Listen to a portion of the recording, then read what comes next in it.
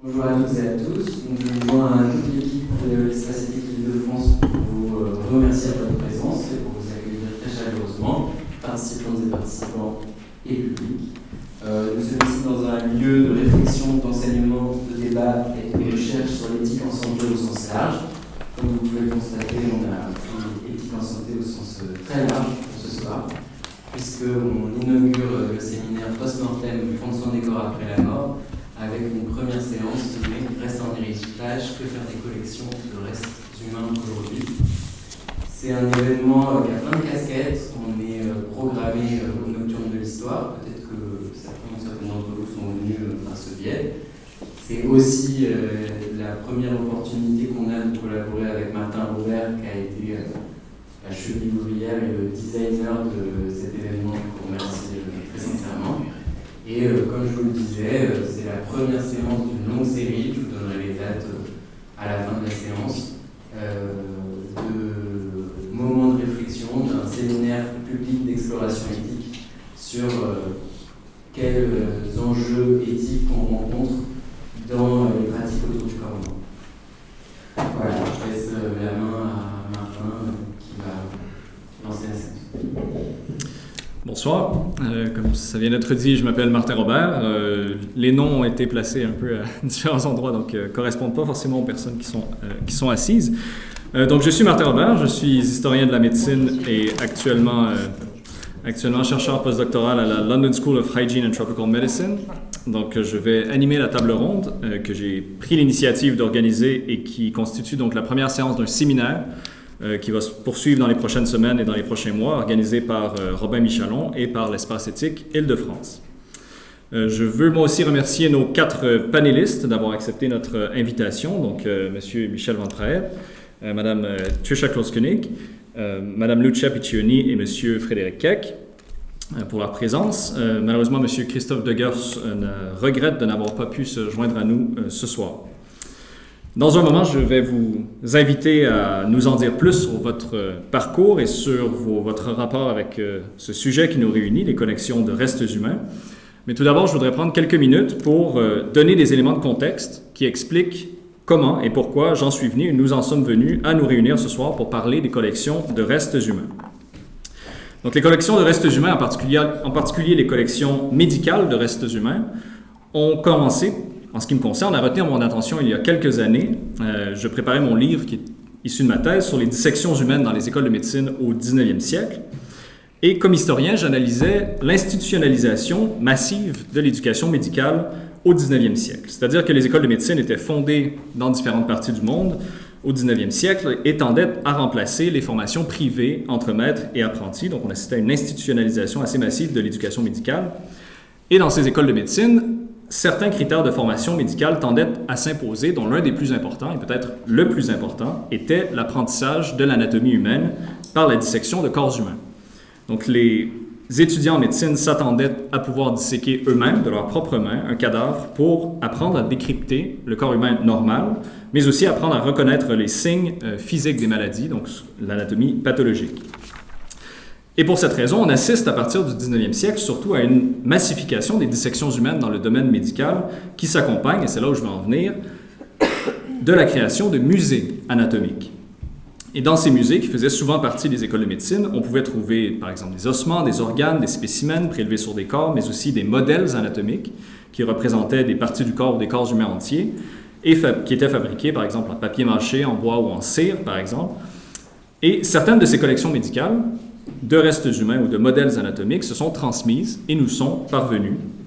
On trouve ici même à l'hôpital Saint-Louis la très impressionnante collection de moulages dermatologiques en cire qui a été constituée en grande partie au 19e siècle. Et donc, au cours de mes recherches sur les dissections humaines au 19e siècle, j'ai eu l'occasion de visiter plusieurs collections médicales qui existent encore aujourd'hui dans différents pays, au Canada, en Italie, en France, en Angleterre ou en Écosse notamment. Et j'ai constaté que les manières de présenter ces collections mais aussi leur contenu et les problèmes qu'elles soulevaient pouvaient varier d'un lieu à l'autre. Mais j'ai aussi pu constater que les responsables de ces collections avaient des préoccupations communes dans la mesure où il leur fallait décider de ce qu'il convenait de faire de ces restes humains reçus en héritage. et de ce qu'il convenait de faire aujourd'hui de ces collections en fonction des considérations éthiques qui occupent une place croissante en médecine depuis plusieurs années, plusieurs décennies. Et ces questionnements sont particulièrement complexes et délicats quand il s'agit de s'occuper de restes humains qui sont liés à des histoires coloniales et qui mettent par conséquent en rapport différentes parties du monde, c'est-à-dire par exemple lorsque des restes humains comme des crânes ont été acquis dans un territoire colonial et transportés dans une métropole impériale. Et je tiens à préciser que c'est seulement une part, qui peut être assez faible d'ailleurs, de certaines collections de restes humains qui est liée à des histoires impériales, non pas l'ensemble des collections de restes humains des 18e, 19e ou 20e siècles. Mais donc, pour cette part des collections de restes humains qui est liée à des histoires impériales, des considérations d'ordre historique et mémoriel, mais aussi d'ordre diplomatique, voire géopolitique, peuvent entrer en ligne de compte aujourd'hui jusqu'à soulever éventuellement la question complexe des restitutions. Donc, des cas médiatisés comme celui de Saartjie Baartman, dont les restes ont été restitués à l'Afrique du Sud en 2002, ont porté à l'attention du grand public de telles controverses sur des restes humains conservés dans des collections anthropologiques. Mais il me semble que les recherches et les débats publics sur les collections de restes humains avaient jusqu'à récemment, je serais intéressé d'entendre nos panélistes sur le sujet, mais il me semble qu'elles avaient porté jusqu'à récemment surtout sur des collections d'anthropologie ou d'histoire naturelle, moins sur des collections médicales de restes humains. Donc il me semble que ce qui est nouveau désormais, c'est que les collections médicales de restes humains sont interpellées aussi par des débats publics au croisement de l'histoire et de l'éthique, et notamment par la question des éventuelles restitutions. D'ailleurs, je fais des distinctions entre médecine, anthropologie et histoire naturelle, mais peut-être que ces distinctions sont anachroniques, puisqu'elles n'étaient peut-être pas aussi strictes il y a 1, 2 ou 3 siècles. Et donc, en somme, on a affaire à des collections de restes humains nombreuses dans différents pays, en Europe et au-delà, qui ont des provenances variées et qui soulèvent un éventail de questions qui, me semble-t-il, sont devenues plus pressantes dans les dernières années et qui ont touché notamment le monde médical davantage que dans le passé. C'est ce qui m'amène au contexte plus précis de l'événement de ce soir. Fin 2023 était promulguée en France une loi relative à la restitution de restes humains appartenant aux collections publiques. Essentiellement, cette loi sur les restitutions de restes humains permet, sous certaines conditions, de déroger au principe d'inaliénabilité des collections publiques en France. Autrement dit, en principe, ce qui fait partie des collections publiques en France ne peut pas être cédé à des tiers, et cette loi crée la possibilité de déroger à ce principe lorsqu'il s'agit de restituer des restes humains faisant partie de collections publiques en France. Précisément, la loi stipule, et je cite, que la sortie du domaine public est réalisée exclusivement pour permettre la restitution de restes humains à un État à des fins funéraires. Fin de la citation. Et le législateur pose 3 conditions à ces éventuelles restitutions. Je cite encore. Premièrement, la demande de restitution a été formulée par un État, agissant, le cas échéant, au nom d'un groupe humain demeurant présent sur son territoire et dont la culture et les traditions restent actives. Deuxièmement, les restes humains concernés sont ceux de personnes mortes après l'an 1500. Et troisièmement, les conditions de leur collecte portent atteinte, la collecte des restes humains, portent atteinte au principe de la dignité de la personne humaine ou du point de vue du groupe humain dont ils sont originaires. Leur conservation dans les collections contrevient au respect de la culture et des traditions de ce groupe. Fin de la citation. Donc voilà les 3 critères. Et puis la loi ensuite contient diverses dispositions sur ces modalités d'application. Donc l'État français est intervenu pour créer un cadre législatif en matière de restitution des restes issus conservés dans des collections publiques, des restes humains, entre autres pour éviter de devoir intervenir au cas par cas. Et les demandes de restitution relèvent maintenant donc d'une procédure régie par des critères limités et explicites, et elles peuvent suivre leur cours jusqu'à être examinées par le Conseil d'État, puis, si elles sont acceptées, être validées par un décret. Et je crois comprendre, vous pourrez me dire ce que vous en savez, mais je crois comprendre que la France est assez unique de ce point de vue. Personnellement, je n'ai pas entendu parler d'une loi équivalente dans un autre pays, mais bon, les panélistes pourront nous dire ce qu'ils en savent. En tout cas, étant donné la présence de ces questions dans les débats publics, on peut raisonnablement imaginer que le devenir des collections de restes humains pourra peut-être faire l'objet à l'avenir d'autres interventions législatives, peut-être d'autres interventions juridiques, éventuellement dans d'autres pays. Et on peut aussi voir une certaine coordination internationale autour de ces questions, notamment je pense à l'International Association of Medical Museums and Collections qui organise un colloque bisannuel, donc on voit une certaine coordination internationale. Dans la foulée de l'adoption de cette loi de 2023 en France, il m'a donc semblé opportun de faire le point en réunissant des collègues qui peuvent apporter différents éclairages à partir de l'histoire de l'art, de l'histoire des sciences, de l'anthropologie et de la muséologie notamment, sur les collections de restes humains. Et je remercie les Nocturnes de l'Histoire d'avoir accepté d'inclure cet événement à sa programmation pour en faire une rencontre publique, qui est d'ailleurs enregistrée et qui sera mise en ligne. On aura du temps à la fin de l'événement pour des questions de la part de l'assistance. Donc je me tourne maintenant vers les panélistes.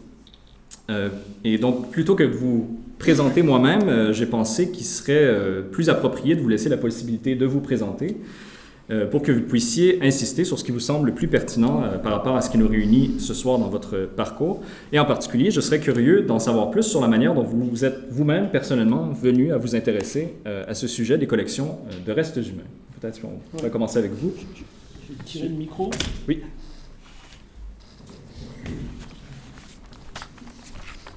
Alors, évidemment, on parle toujours d'un certain point de vue. Alors, du point de vue de mon âge, ça fait pas longtemps qu'on en parle, mais je me rends compte que ça fait quand même une trentaine d'années. Donc, de quel point de vue je parle? Moi, j'étais enseignant-chercheur au Muséum national d'histoire naturelle. Et le muséum, je suppose que certains savent où il est aujourd'hui. Il est à côté de la gare d'Austerlitz, mais quand il a été créé en 1635, il était à l'extérieur de Paris. Il était à l'extérieur de Paris puisqu'il tenait au niveau des conseillers médicaux de Louis XIII de faire un enseignement en français qui change par rapport à la médecine grecque, on va dire, qui fasse de la chirurgie, qui reparte des substances naturelles, que les apothicaires ne se trompent pas dans les plantes quand ils faisaient des potions. Et donc ça avait été installé le long d'une petite rivière qui aujourd'hui est comblé, mais qui était en même temps le quartier des bouchers. Et la relation entre les bouchers et les chirurgiens était quand même très forte à l'époque. Et il y a eu plusieurs thèses d'ailleurs sur tous les combats qu'il y a eu entre l'Université de Paris, qui avait obtenu que cette structure hérétique qu'allait faire des préparations et des choses en français ne soit pas à Paris. À l'époque, donc, on était juste dans le faubourg, à l'extérieur de Paris, puisque c'était la rue Cuvier d'aujourd'hui qui marquait les limites de Paris. Et donc, il y avait des dissections, des problèmes sérieux pour se fournir, on va dire, en cadavres, puisqu'en fait, c'était l'Université de Paris qui avait le privilège des cadavres, et donc, il y avait des démarches un peu complexes pour les obtenir. Et en même temps, on est dans une démarche de dissection qui est en même temps prestigieuse, parce qu'aujourd'hui, on en voit l'aspect négatif, mais par exemple, au XVIIIe siècle, c'est quand même un privilège que de pouvoir donner des parties de son corps. Et par exemple, quand Buffon meurt, Buffon donne, comme ça se faisait de temps en temps, son cœur à l'établissement, et l'établissement demande à la famille de plutôt avoir le cerveau, pour essayer de voir s'il y avait des éléments pour découvrir l'intelligence. Donc on était quand même dans une collecte des éléments du corps qui était dans un concept de recherche contre l'université et en même temps qui n'avait aucun aspect péjoratif tel qu'il a pu avoir après, y compris, il n'avait pas encore vraiment d'aspect, on va dire, racialiste, pour ne pas dire raciste par rapport à certaines périodes après. Alors moi, comment je suis arrivé à travailler là-dessus? Au muséum, on travaille sur les collections, je travaille dans les musées, j'étais au Conseil international des musées, j'ai rédigé les 2 derniers codes de déontologie. À partir de là, c'était plutôt sur les objets d'histoire naturelle, et puis très vite, on a vu qu'il y avait des problèmes avec les restes humains. Donc pour l'instant, le code de déontologie va changer, mais c'est encore celui que j'avais co-dirigé pour les francophones. Parce que ça aussi, c'est un problème, c'est que quand on parle... Eh bien, la surprise qu'on avait eue par rapport au code de déontologie des musées et des professionnels de musées, c'est que la version anglaise et la version française ne disaient pas la même chose. Voilà. Et ça reste toujours présent. Et je sais que, par exemple, par rapport avec les collègues nord-américains, sur les restes humains, il y a un vrai gap à un moment. Alors, je ne sais pas si je vais avoir le gap avec vous, mais en Amérique du Nord, les collègues ont toujours tendance à se poser la question sur qui fait cette recherche anthropologique, qui fait ces fouilles, et avec une relation pour partie de culpabilité avec les populations autochtones. Donc moi je rappelle quand même que généralement les archéologues, les préhistoriens et les biologistes en Europe, c'est eux les autochtones. Hein, on n'a pas de problème avec les autochtones quand on travaille en Europe. On n'est pas dans la même situation. Ben ça semble un petit peu provocateur ce que je dis, mais en fait ça fait vraiment une façon de réfléchir qui est assez différente. Et que si on ne la prend pas en compte, on va avoir des gaps de compréhension. La deuxième... sur cette foulée, travaillant sur l'éthique, je me suis mis à travailler un peu personnellement sur les restes humains du muséum, en particulier du Muséum de l'Homme, en essayant, à la fin des années 80, début des années 90, de décourager mes étudiants de travailler dessus en disant « on va vous donner après une étiquette morbide ». Donc le premier c'était un DEA à l'époque, que j'avais soumis, la malheureuse étudiante s'est retrouvée sans emploi et s'est retrouvée en fait dans une situation assez curieuse. Je vous le dis comme ça parce que ça montre quand même que ça intéressait déjà des gens. Elle a été recrutée par le SDEC alors qu'elle travaillait sur les restes humains. Les services de renseignement. Voilà.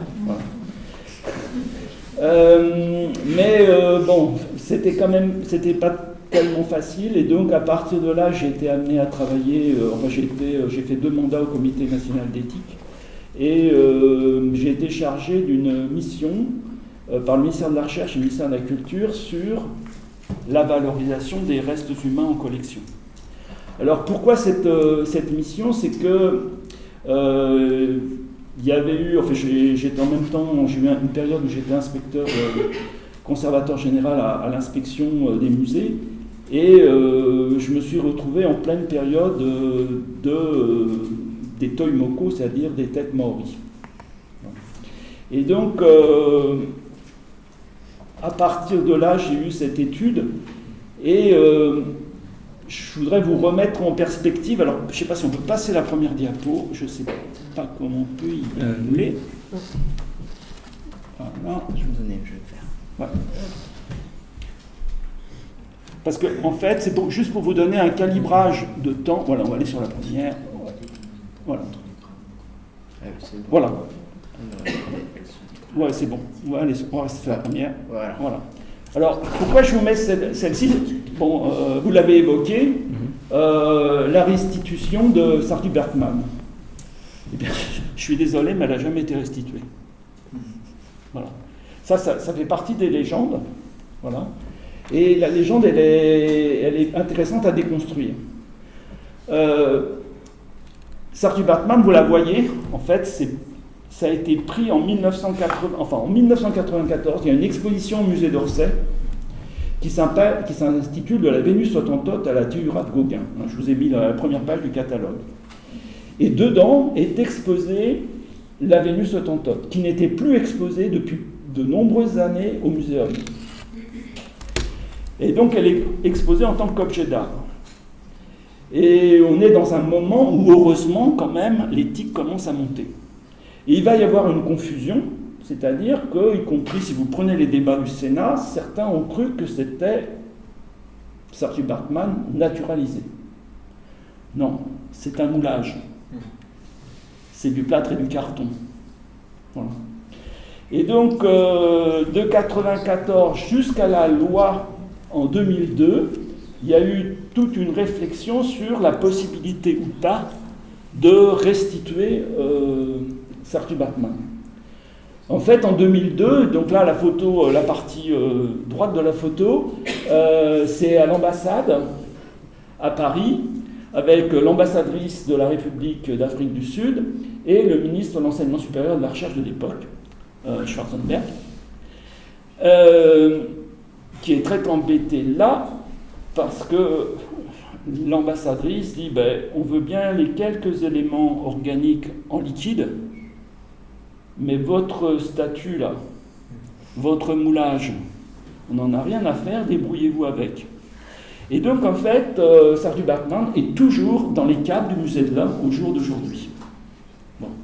Donc elle n'a jamais été restituée, mais les éléments organiques ont été restitués. Et à partir de cette période de maturation des années 1990 à 2000, dans les années 2000, il va y avoir, et dans le domaine médical et dans le domaine des musées, une prise de conscience en France. Il y a une prise de conscience dans les années 2000, parce que je ne sais pas si vous vous rappelez pour les plus anciens, mais il y avait eu quelques problèmes avec quelques embryons qui restaient dans quelques parties d'hôpitaux parisiens. Et il y a eu un rapport de l'IGAS pour la santé, et commune avec l'inspection de l'éducation nationale et de l'enseignement supérieur, un rapport de 2002. Si vous avez l'occasion, consultez-le, parce que tous les problèmes qui se posent encore aujourd'hui, qu'ils posaient à l'époque, ne sont toujours pas résolus aujourd'hui pour certains d'entre eux. Justement, le devenir, entre autres, des collections médicales. Et est-ce qu'elles avaient à rester dans les hôpitaux? Quelle était la part qui devait rester dans les hôpitaux? Est-ce qu'il fallait les transférer dans des musées, à Paris et en province, et avoir une réflexion dessus? Cette réflexion, elle n'a pas totalement abouti. Dans le même temps de ces années 2002, il y a ce qu'on appelle la loi sur les musées de France, qui ensuite sera rentrée dans le Code du patrimoine. Et les problèmes qu'il va y avoir après pour les restitutions sont liés aussi à cette loi de 2002. Donc à la fois, il y a un progrès, une réflexion éthique, et en même temps, il y a des instruments juridiques de protection des collections et du patrimoine national qui vont poser des problèmes. Parce que finalement, Saartjie Baartman, elle a été rendue, enfin les éléments organiques de Saartjie Baartman ont été rendus à l'Afrique du Sud avec une loi dont, y compris, là aussi si vous allez dans les discussions du vote au Sénat et à l'Assemblée nationale, non seulement le ministre, mais même le rapporteur à l'Assemblée nationale dit en fait il n'est pas nécessaire qu'il y ait une loi, parce qu'il n'y avait pas encore le Code du patrimoine. Et donc la loi n'était pas nécessaire, il suffisait simplement de dire que ça n'avait plus d'intérêt pour la science. D'ailleurs, en même temps que la restitution de Saartjie Baartman, il y a la restitution, alors personne n'en parle parce que ça n'a posé aucun problème, de Vaheme Kaperu, qui est un Amérindien, uruguayen, qui avait été pris dans les luttes d'indépendance en Amérique latine et qui avait eu le choix entre mourir en prison ou s'extrader, et qui donc avait fait le choix de s'extrader en France. Quand il est mort, les professeurs d'anthropologie du muséum étaient très intéressés d'avoir un squelette, de pouvoir disséquer, d'avoir un squelette d'un Uruguayen, et donc il est rentré dans les collections nationales du Muséum d'histoire naturelle. Et donc, en 2002, à la demande de l'Uruguay, il a été restitué sans difficulté, au motif simplement qu'il n'avait plus d'intérêt pour la science, et donc il est rentré au Panthéon uruguayen, exactement en même temps que Saartjie Baartman partait en Afrique du Sud, sans avoir besoin de loi. Puisqu'il n'y avait pas encore la loi sur les musées de France est prise en 2002, les textes d'application et son entrée dans le Code du patrimoine se passent 2 ans plus tard, et donc il n'y avait pas les problèmes qu'on a eu après. Alors, si je vais sur la diapo suivante, c'est juste pour vous marquer les choses. Alors, est-ce qu'elle est là? Je ne sais pas. C'est ça? Voilà. La démarche suivante, c'est ce qu'on appelle les têtes maoris, ou les toimoko, si on prend l'expression. Donc, je vous ai mis la façon dont elles étaient exposées dans les années 30 au musée non, c'était dans la galerie d'ailleurs d'anatomie et paléontologie actuelle du musée de l'Homme, juste avant qu'elle soit transférée, ces têtes au musée de l'Homme dans les années 36-37. Et puis une tête en bon état, bien conservée, qui a été restituée. Donc, on est en face d'un moment où, et ça touche aussi directement le secteur médical, il y a déjà eu 2 des lois dites de bioéthique.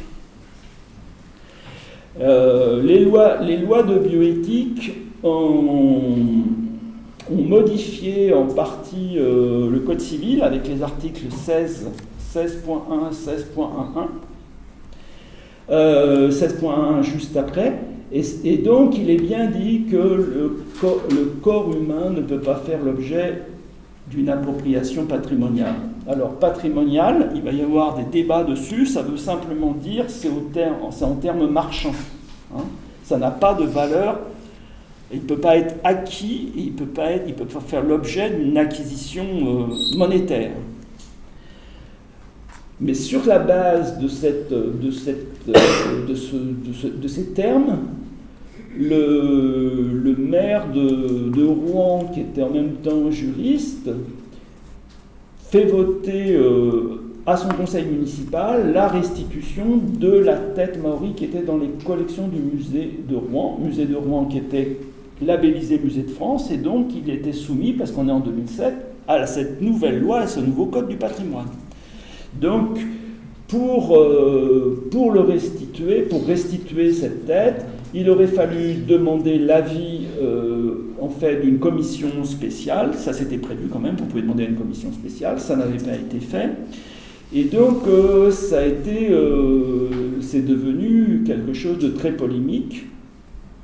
Pour vous donner une idée de la polémique, maintenant moi on peut le dire, de toute façon on va dire qu'on est dans le passé. Étant à l'époque conservateur général à l'inspection, j'avais en charge y compris Rouen.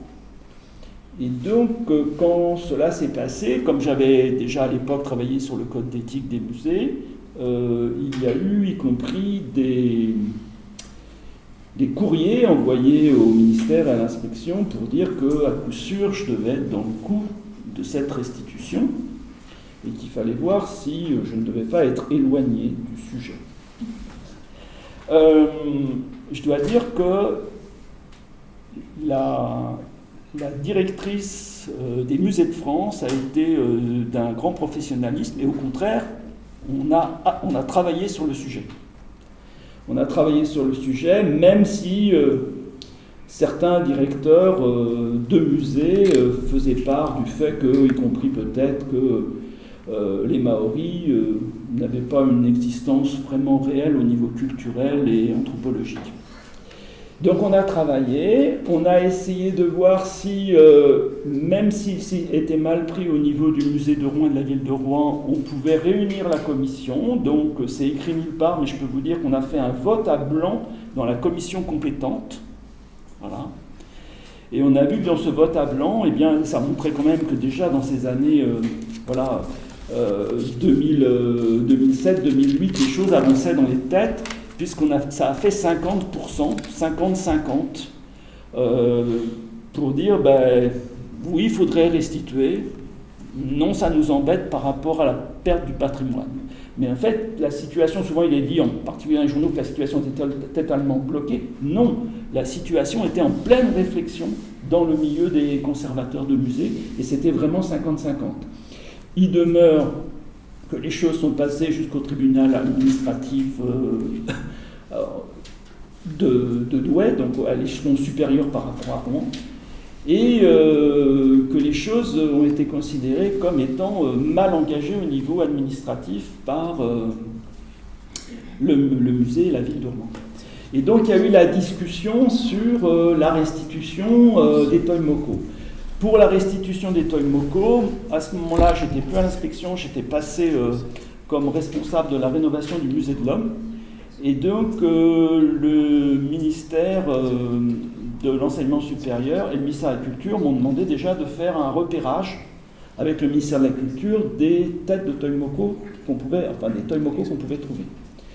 Donc, vous voyez, il y en a eu 19 qui étaient dans des musées de France, et la loi a été prise par rapport au musée de France. Ça vous montre aussi l'évolution de la réflexion. C'est-à-dire qu'en fait, la loi est prise pour les musées de France. Mais il y a d'autres collections publiques. Il y a les hôpitaux et il y a les universités. Alors je vous mets que restitution, 2011, dans une cérémonie au musée des Arts, au musée Jacques Chirac, je vous mets 19 plus 1. Parce que pour moi, en plus des 19 dans les musées de France, il y avait 2 collections universitaires médicales qui avaient des Toimoko. Donc il y en a une, celle de Montpellier, où j'ai pu convaincre que c'était peut-être mieux pour l'université de s'associer à cette démarche, parce que le jour de la restitution, si les journalistes savaient qu'il y avait d'autres têtes, en plus elle était exposée dans la galerie d'anatomie de Montpellier, avec d'autres têtes. Donc, en plus, ils étaient persuadés que c'était aussi des Toimoku. Alors, je dis d'emblée qu'en plâtre, ça n'avait pas beaucoup d'intérêt. Il y avait effectivement un Toimoku, mais entièrement en plâtre, hein, avec de la peinture dessus.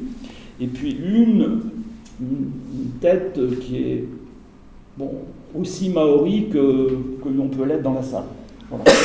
Donc, il y avait vraiment qu'une tête, et donc l'université en a discuté, et donc elle a été rendue par voie administrative. Là encore, on parle tout le temps du Code du patrimoine, mais y compris encore en 2010, on a rendu par voie administrative une tête de Montpellier, qui était donc dans les collections de l'université de Montpellier, dans la section médicale, et il y a toujours, à mon sens, une tête qui est quelque part, probablement à Montpellier, suite au transfert des collections de Paris 5 médicales vers Montpellier. Voilà. Du moins, dans les archives anciennes, il y avait une tête dans les collections de Paris 5. Donc, soit elle était perdue, soit elle est encore dans les caisses entre Paris 5 et Montpellier. Puisqu'en fait, Montpellier traite très lentement les collections qui ont été données en dépit de toute règle administrative. Entre Paris 5 et Montpellier, il n'y a eu aucune réflexion sur le transfert des collections de restes humains, quelle que soit la personnalité éthique du président de Paris 5 de l'époque. Vous chercherez qui c'est. Donc, on est dans cette démarche-là. Et donc, suite à la loi sur les têtes maoris, il y a une commission spéciale qui est mise en place pour travailler sur les questions de sortie d'une collection, sortie d'un objet des collections nationales. Comment on peut faire pour sortir un objet des collections nationales? Donc, il y a une commission spéciale qui est mise en place. Et très vite, au niveau de la commission, on dit, mais le cas des restes humains est quand même un cas particulier, ce n'est pas des collections comme les autres. Et donc en 2014, on me confie une mission, ministère de l'Enseignement supérieur et ministère de la Culture, pour faire un inventaire des collections au niveau national dans les collections publiques. On retire 2 types de collections de l'étude, enfin avec l'équipe où je me mets, on retire les collections militaires, tout ce qui est présent dans tous les ensembles cimetières nationaux et autres éléments, comment ça s'appelle, les nécropoles, parce qu'il y a une législation qui est assez bien faite, et en fait, depuis 1920, il y a quelque chose qui est adapté et qui pourrait servir, y compris aujourd'hui pour tout le monde, c'est que le corps qui est dans une nécropole, si la famille en demande la restitution, elle a priorité sur la conservation dans la nécropole nationale. Simplement, elle prend en charge ensuite l'entretien du corps, alors qu'avant, il est assuré par la nation. Donc en fait, depuis 1920, pour les collections militaires, en fait, il y a une démarche, on peut dire, administrative et éthique qui est assez claire. La finalité d'un corps, c'est d'être remis à la famille et d'être inhumé. Donc on les a sortis. La deuxième chose qu'on a sortie, c'est les collections médicales. Alors on a sorti les collections médicales sous l'angle en particulier de la recherche médicale actuelle. Mais on n'a pas sorti les collections médicales dans la mesure où beaucoup sont dans des universités et qu'elles se retrouvent en fait gérées par ce qu'on appelle le Code général de la propriété des personnes publiques. Alors si vous cherchez, c'est le CG3P, CGPPP, qui reprend en fait le Code du patrimoine. Donc on pense toujours que c'est le Code du patrimoine qui régit, mais en fait le Code du patrimoine régit par rapport au Code de la propriété des personnes publiques. Et donc dès l'instant où il y a personne publique, donc y compris dans un hôpital, les collections, eh bien elles sont soumises pratiquement aux mêmes règles qu'un musée et du Code du patrimoine. Et donc dans cette étude, le premier rapport il a été fait en 2015 et le ministère de la Culture a été épouvanté par ce que je leur ai dit. Parce qu'ils s'attendaient à ce que je dise, voilà, il y a quelques centaines de pièces. Bon. Évaluation 2015 que j'ai poursuivie jusqu'en 2019, il y a plus de 150 000 restes humains dans les collections publiques françaises. Il y a plus que 150 000, ça c'est sûr. Et il y a moins de 10 000 de pièces d'ethno-anthropologie qui viennent d'en dehors de l'Europe. En 2018, j'en étais à peu près à 7 000 que j'avais identifiés dans différents musées, collections universitaires médicales. Alors, sur cette base-là, on a continué, on a fait des propositions, et les propositions qu'on a fait à ce moment-là, elles étaient aussi liées par le contexte. Alors, le contexte, il y avait quand même eu l'exposition Body, donc je l'ai flouté un peu exprès, donc qui était une exposition qui s'était tenue à Marseille, Lyon et qui a été interdite à Paris, où le juge s'est servi du code civil qui avait évolué justement du fait des lois de bioéthique, puisque le juge peut se saisir dès l'instant où il y a une atteinte justement au respect du corps humain qui se prolonge après la mort avec le paragraphe non plus 16.1 mais 16.1.1, donc qui a été ajouté pareil suite aux travaux de la commission d'éthique et puis après aux lois d'éthique qui ont été signées. Et donc on peut quand même penser qu'il y avait quand même une discussion possible sur la relation au respect du corps humain dans ce type d'exposition. Et puis l'autre élément, alors ça, voilà. L'autre élément, c'est quand même que dans le même temps, les collections commençaient quand même à être de mieux en mieux organisées à l'intérieur des musées, ce qui n'était pas le cas avant. Objectivement, ce n'était pas vraiment le cas, mais les choses évoluaient. Et donc, à partir de 2018, les ministères disposent de 2 rapports, dont un rapport qui propose un certain nombre d'éléments pour pouvoir restituer les corps. Et dans ces éléments qui sont fournis dans le rapport, qui ont été repris, donc ça a pris un petit peu de temps, puisque c'est ce qui a été effectivement adopté à l'unanimité en 2023 et par le journal officiel en décembre 2023. Il y a pratiquement tous les points qu'on avait mis avec l'équipe avec laquelle je travaillais. Il y avait des points où on allait un peu plus loin, en particulier uniquement à des fins funéraires, qui pour moi est un petit peu du néocolonialisme, puisque nous, on a pu faire autre chose, et au niveau médical et au niveau exposition, mais les autres n'y ont pas le droit. Mais toujours est-il que les éléments qu'on avait mis en 2018 ont pour l'essentiel été repris.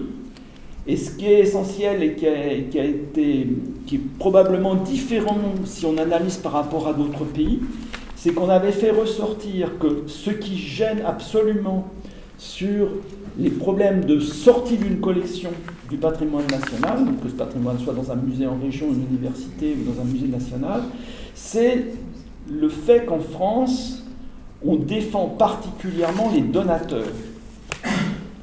Dès l'instant où vous donnez quelque chose à un musée, ou que vous donnez votre...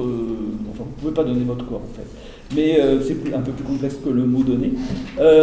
Mais dès l'instant où vous donnez quelque chose dans une collection, eh bien, l'organisme ne peut plus s'en dessaisir. Donc il fallait absolument que la loi prenne en compte, et c'est ce qui est mis en compte en texte, dans le Code général de la propriété des personnes publiques, depuis la loi, là, et donc il s'applique aussi au Code du patrimoine, c'est que même si ça a été donné, on peut considérer la sortie de l'objet d'une collection. Voilà. Et ça, c'était un point crucial. Donc aujourd'hui, effectivement, on peut se poser la question de la restitution d'une façon nouvelle vis-à-vis d'un pays étranger. Ça ne résout pas du tout ce qui se passe par rapport à un reste humain de l'Hexagone, l'essentiel quand même. Ça ne résout pas du tout la situation absolument imprécise dans laquelle se trouvent les archéologues. archéologues qui quand même sont les principaux fournisseurs de restes humains, à peu près 100 000 sur les 150 000, où on est dans une situation où l'État s'en sort très facilement, c'est-à-dire qu'en fait, il y a eu un moment où en fait celui qui trouvait partageait avec celui qui possédait. Depuis des nouvelles lois maintenant, tout ce qui est du domaine de ce domaine-là est du domaine de l'État. Mais voilà, alors on considérait que dans une collection trouvée, n'appartenait à l'État que la documentation. Et donc, parmi tous les objets trouvés par un archéologue, tous étaient considérés comme à se partager en quelque sorte entre le propriétaire et le découvreur, sauf le reste humain qui était considéré comme de la documentation. Hein? Une petite pirouette quand même, administrative.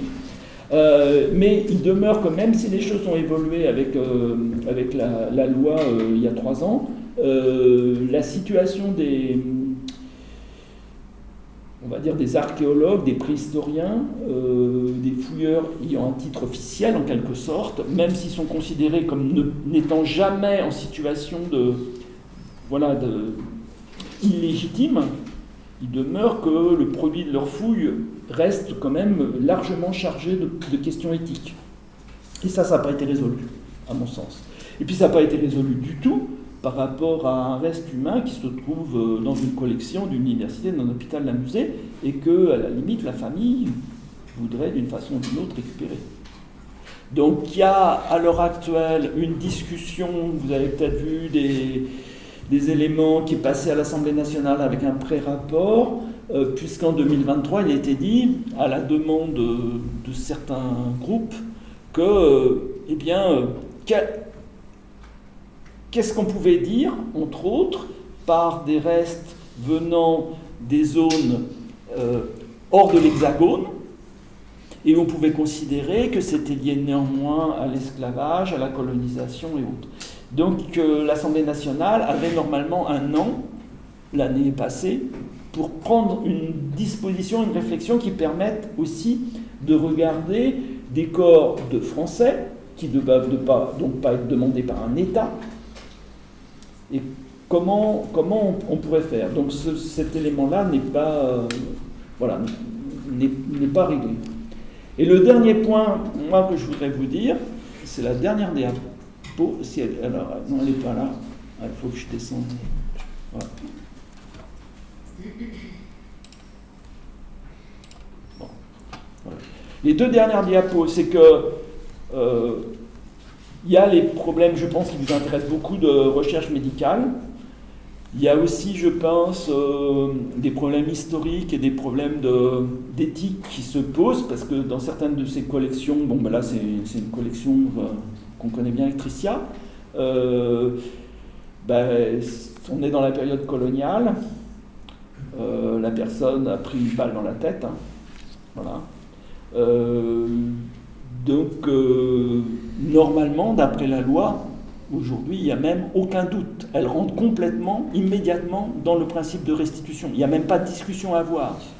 Ça veut dire que cette collection a été prise par une méthode violente et absolument irrespectueuse. Donc, normalement, il n'y a même pas certains des principes de la loi qui disent qu'ils font une commission avec les 2 pays concernés et autres. Là, il n'y a pas de problème. Et puis la deuxième chose, alors, je ne sais pas si je vais la trouver. Voilà. Peut-être que non, c'est pas ça. Ouais. La deuxième chose, c'est que, l'éthique, elle est mobilisée par les collections anatomiques qu'on trouve, par la documentation de leur origine, mais des fois on peut aussi se poser des questions tout simplement par rapport à la documentation qui les entoure. Et cette documentation, elle n'est pas simple, parce que cette étiquette, est-ce qu'elle est raciste? Alors je pense que pour la plupart d'entre vous, vous allez dire qu'elle est raciste. Pour moi, elle me pose plus de questions que ça. La personne qui a écrit ça, vis-à-vis de ses collègues, elle a quand même éprouvé le besoin de mettre qu'il était très doux, quoique d'une race violente. Quelque part dans le contexte du 19e siècle, que le préparateur ou que le responsable de la collection donne un caractère d'humanité à la personne qui a existé de son vivant et qu'on a connue et qui est transformée en pièce de musée, oui, elle a 47 ans, elle est très douce, quoique d'une race violente. Excusez-moi, j'arrive pas à lire. C'est race, 47 ans, très doux, quoique d'une race violente. Qu'est-ce qui est doux? Hein? La personne. La personne. Ouais. Malgré... Voilà, malgré qu'elle soit nègre, Et d'une race. voilà, elle est très douce. Et ce travail, à mon sens, sur la documentation, il est, à mon avis, assez important. Et ça dépasse simplement les objets. Voilà. Et par exemple, je ne sais pas si certains d'entre vous ont été à Montpellier dans la galerie d'anatomie.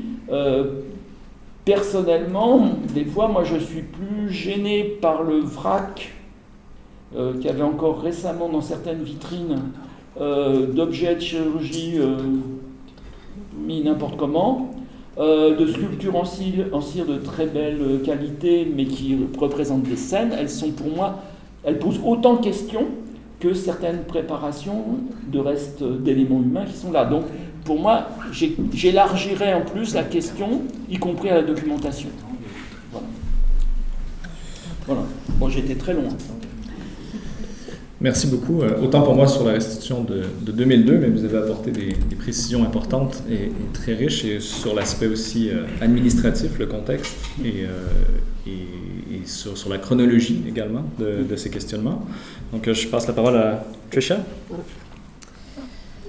Donc je suis Tricia Kloos-Koenig. Donc déjà, comment je suis arrivée à travailler sur les restes humains, je suis historienne des sciences de formation et historienne notamment de la médecine.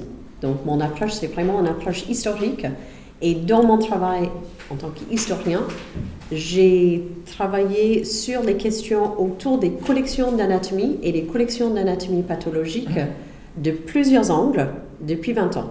Donc vraiment sur les collections à Strasbourg, collections d'abord en tant qu'activité, les restes, ce qui restait d'une activité de laboratoire. Donc là, on est sur des restes de histopathologie, donc c'est complètement un autre format qui pose encore d'autres questions. C'est des restes de biopsie, donc c'est des blocs de paraffine qui sont très petits restes qui ne sont prélevés lors du patient dans son vie. Donc on n'est pas du tout dans les mêmes questions, il n'y a pas du tout la même question par rapport au décès. La personne, on va après et tout est notre contexte. Mais aussi également sur la question des documentations, sur toute cette idée de collecte. Et le côté économique également, ce qui peut avoir lieu, c'est quand même une question assez importante au 19e et 20e siècle. Et vraiment dans une approche où je considère les matériaux, donc même les restes humains, comme une source d'histoire, une source historique. Donc je trouve que c'est très, dans mon travail, je prends vraiment la collection dans son ensemble. Donc je ne définis pas déjà que la collection est ce qui est inscrit dans un inventaire ou dans un catalogue. Je considère qu'aujourd'hui, la collection est la totalité de ce qui entoure ces collections. Donc c'est ce qui est inscrit, mais aussi le livre dans lequel il est inscrit.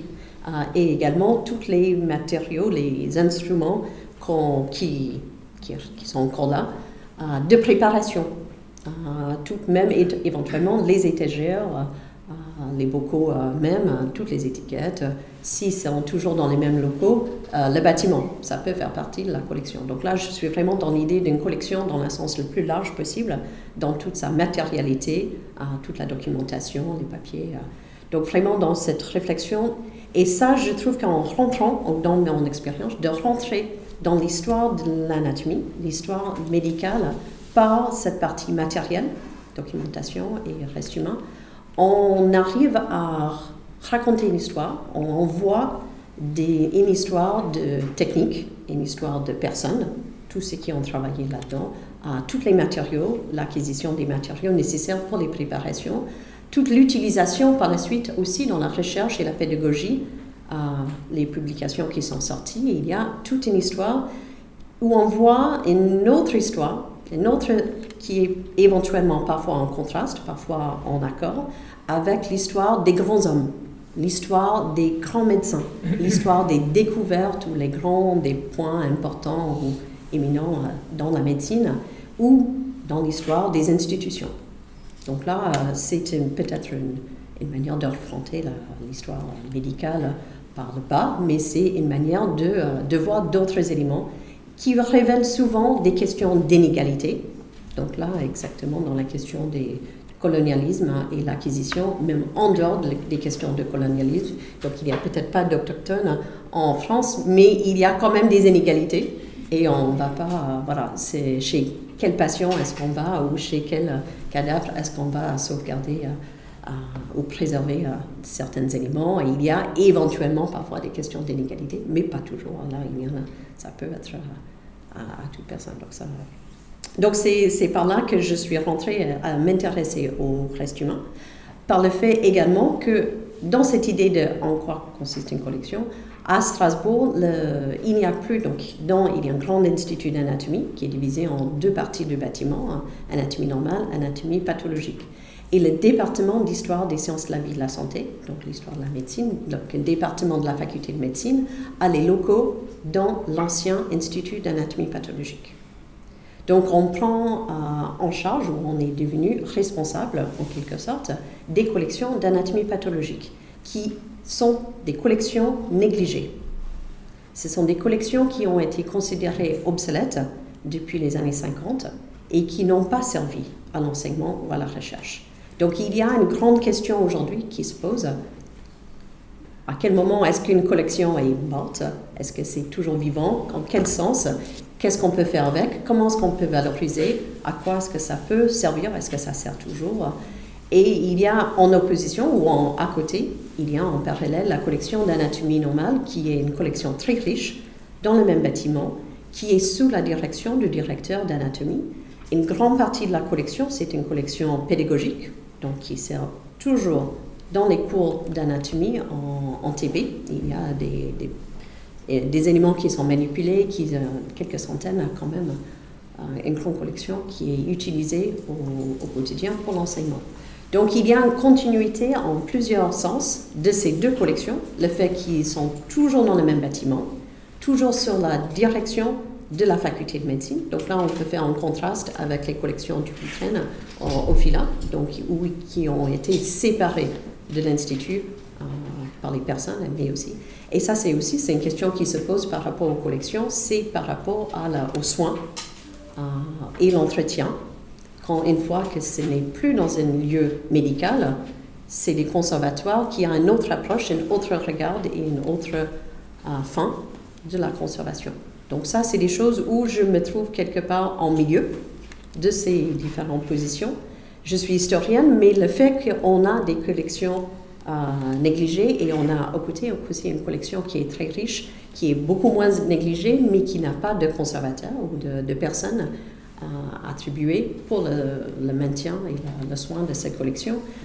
Je me préoccupe quand même beaucoup de la question et je veux j'aimerais bien mobiliser la faculté de médecine ou autres personnes de l'université d'investir beaucoup plus d'argent, même juste dans une conservation préventive peut-être un peu plus attentionnée.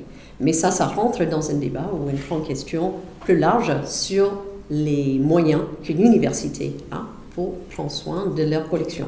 Donc ça, ce n'est pas une question qui uniquement pour les collections de restes humains, mais une question quand même quel fonds est-ce qu'une université, comment est-ce qu'il contribue un budget qui est déjà très serré dans la conservation des collections scientifiques ou autres qui sont sous leur charge. Donc c'est une question où par le fait qu'il n'y a personne qui s'occupe de cette question, j'ai pris l'initiative de rentrer dedans. Et il y a énormément de questions qui se posent. Donc là, actuellement, par exemple, il y a un projet en cours depuis quelques années d'archéogénétique sur une partie de la collection. Donc il y a un peu, dans la question que j'avais évoquée, est-ce qu'il y a une collection et à quel moment est-ce que c'est mort, est-ce que c'est une collection vivante, là, il y a toujours des choses qui peuvent se faire avec des collections anciennes et c'est tout à fait... une des manières qui peut être valorisée, c'est de voir que En médecine, on peut avoir des collections qui servent par le fait qu'il y a un grand nombre. Donc là, pour ce projet en cours à Archimède, c'est notamment sur la syphilis. Donc c'est une étude des cas d'archéogénétique, de trouver des cas avant la pénicilline. Donc c'est sûr qu'il y a beaucoup plus de cas, mais de faire la phylogénie de la syphilis du bactérien de Treponema par le fait d'avoir un grand nombre de cas qui peut être séquencés. Il peut y avoir aussi en paléo-ostéopathologie le fait qu'il y a des grands nombres de maladies avec des squelettes, des échantillons auxquels des maladies soit on ne voit plus, soit on ne les voit jamais dans le cas aussi développés que les cas qui existent dans les collections, par exemple à Strasbourg, à Montpellier ou à Dupuytren. Donc là, c'est vraiment dans les collections d'anatomie pathologique qui peut servir toujours aujourd'hui dans l'éducation et la réflexion aussi sur certaines maladies. Donc, il y a toute une valorisation qui peut se faire par le biais des sciences, mais c'est aussi quelque chose, ça n'empêche pas qu'il y a une valorisation par les conservations, par la patrimonialisation. Donc c'est aussi un débat. Donc je me préoccupe à réfléchir beaucoup à ces questions et en même temps de nourrir une histoire de l'utilisation et l'histoire. Donc là, une partie de mes recherches, c'est l'histoire du cancer et la diagnostic de cancer. Donc par quels moyens est-ce que les restes humains ont circulé le globe, souvent dans des petits échantillons, toujours dans les biopsies, mais qui ont circulé le globe littéralement pour avoir des différents cas et pour établir des classifications et des identifications des cancers au début du XXe siècle. Donc il y a plusieurs aspects dans lesquels on peut rentrer et ça... Voilà, peut-être que je vais m'arrêter là, mais il y a peut-être plein d'autres choses que je vais dire. Peut-être pour préciser seulement un terme, quand tu parles de recherche archéogénétique, voilà. Si tu pouvais préciser donc, en quoi ça consiste. Voilà, tout à fait. Donc là, en archéogénétique ou archéogénomique, c'est qu'il y a on travaille avec des biologistes en biologie moléculaire qui font le séquençage de bactéries, mais sont des échantillons qui sont plus anciens. Je ne peux pas dire quel âge ça doit avoir pour être archéo.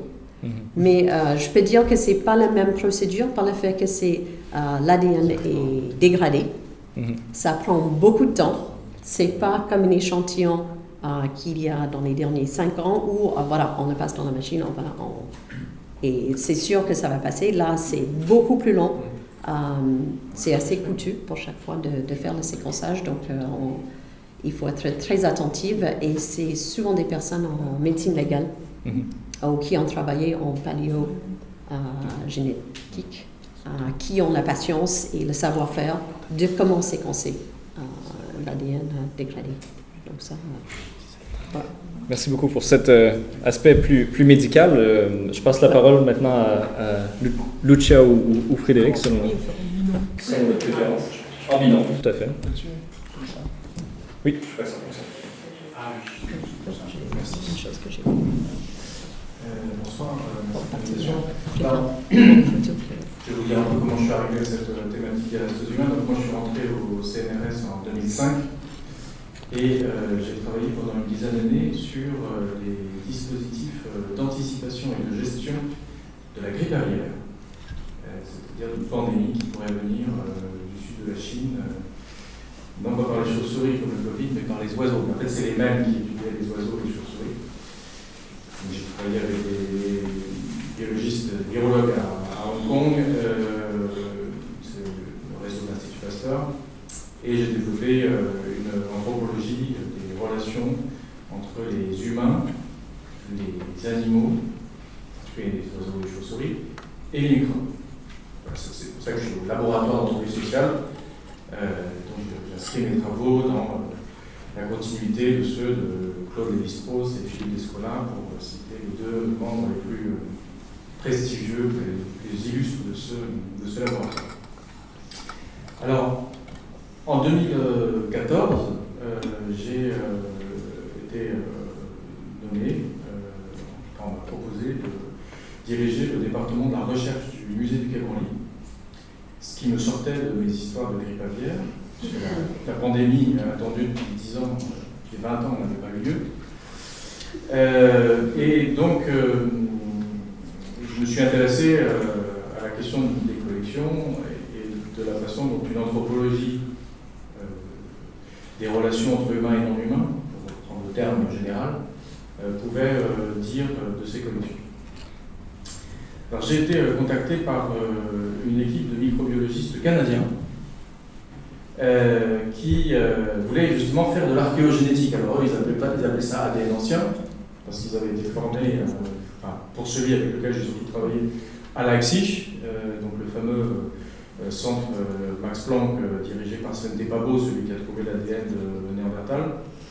Et donc ce groupe de Canadiens travaillait sur la question du microbiome, qui c'était il y a 10 ans, n'était pas encore autant à la mode qu'aujourd'hui, mais c'est l'idée qu'on va séquencer l'ensemble des microbes qui composent l'organisme humain, qui partagent la place de l'ADN humain dans l'organisme humain, de façon à régler un certain nombre de maladies causées par la disparition ou la perte de biodiversité de ce microbiome. Et donc, j'ai été embarqué dans ce consortium nord-américain, on va dire, comme je travaillais au musée du Quai Branly, ils m'ont demandé s'ils pouvaient travailler sur des restes humains. Alors, ils m'ont demandé si on pouvait travailler sur des restes humains africains. Alors, pourquoi travailler sur des restes humains africains? Parce qu'ils avaient une hypothèse, c'est que le régime alimentaire et hygiénique moderne a causé la perte, la diminution de la diversité du microbiome, du microbiote.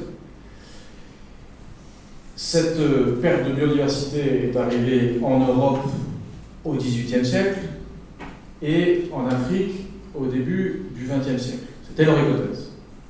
Alors, on pouvait travailler sur des restes humains dans les collections médicales. D'ailleurs, Philippe Charrier, qui m'a succédé à la direction du département de la recherche du musée du Quai Branly, a mené des recherches sur des latrines royales, dans lesquelles il a cherché justement des bactéries qui auraient disparu et qui seraient très utiles pour justement recomposer notre flore intestinale. Alors, moi en 2014, j'avais donc cette mission en quelque sorte de trouver des restes humains africains qui seraient plus proches, et donc l'ADN ancien serait moins dégradé. C'est ça, plus on remonte dans le temps, plus l'ADN est dégradé. Alors, on a commencé à chercher au musée du Quai Branly, il y en avait 2 ou 3, mais dont la provenance était douteuse.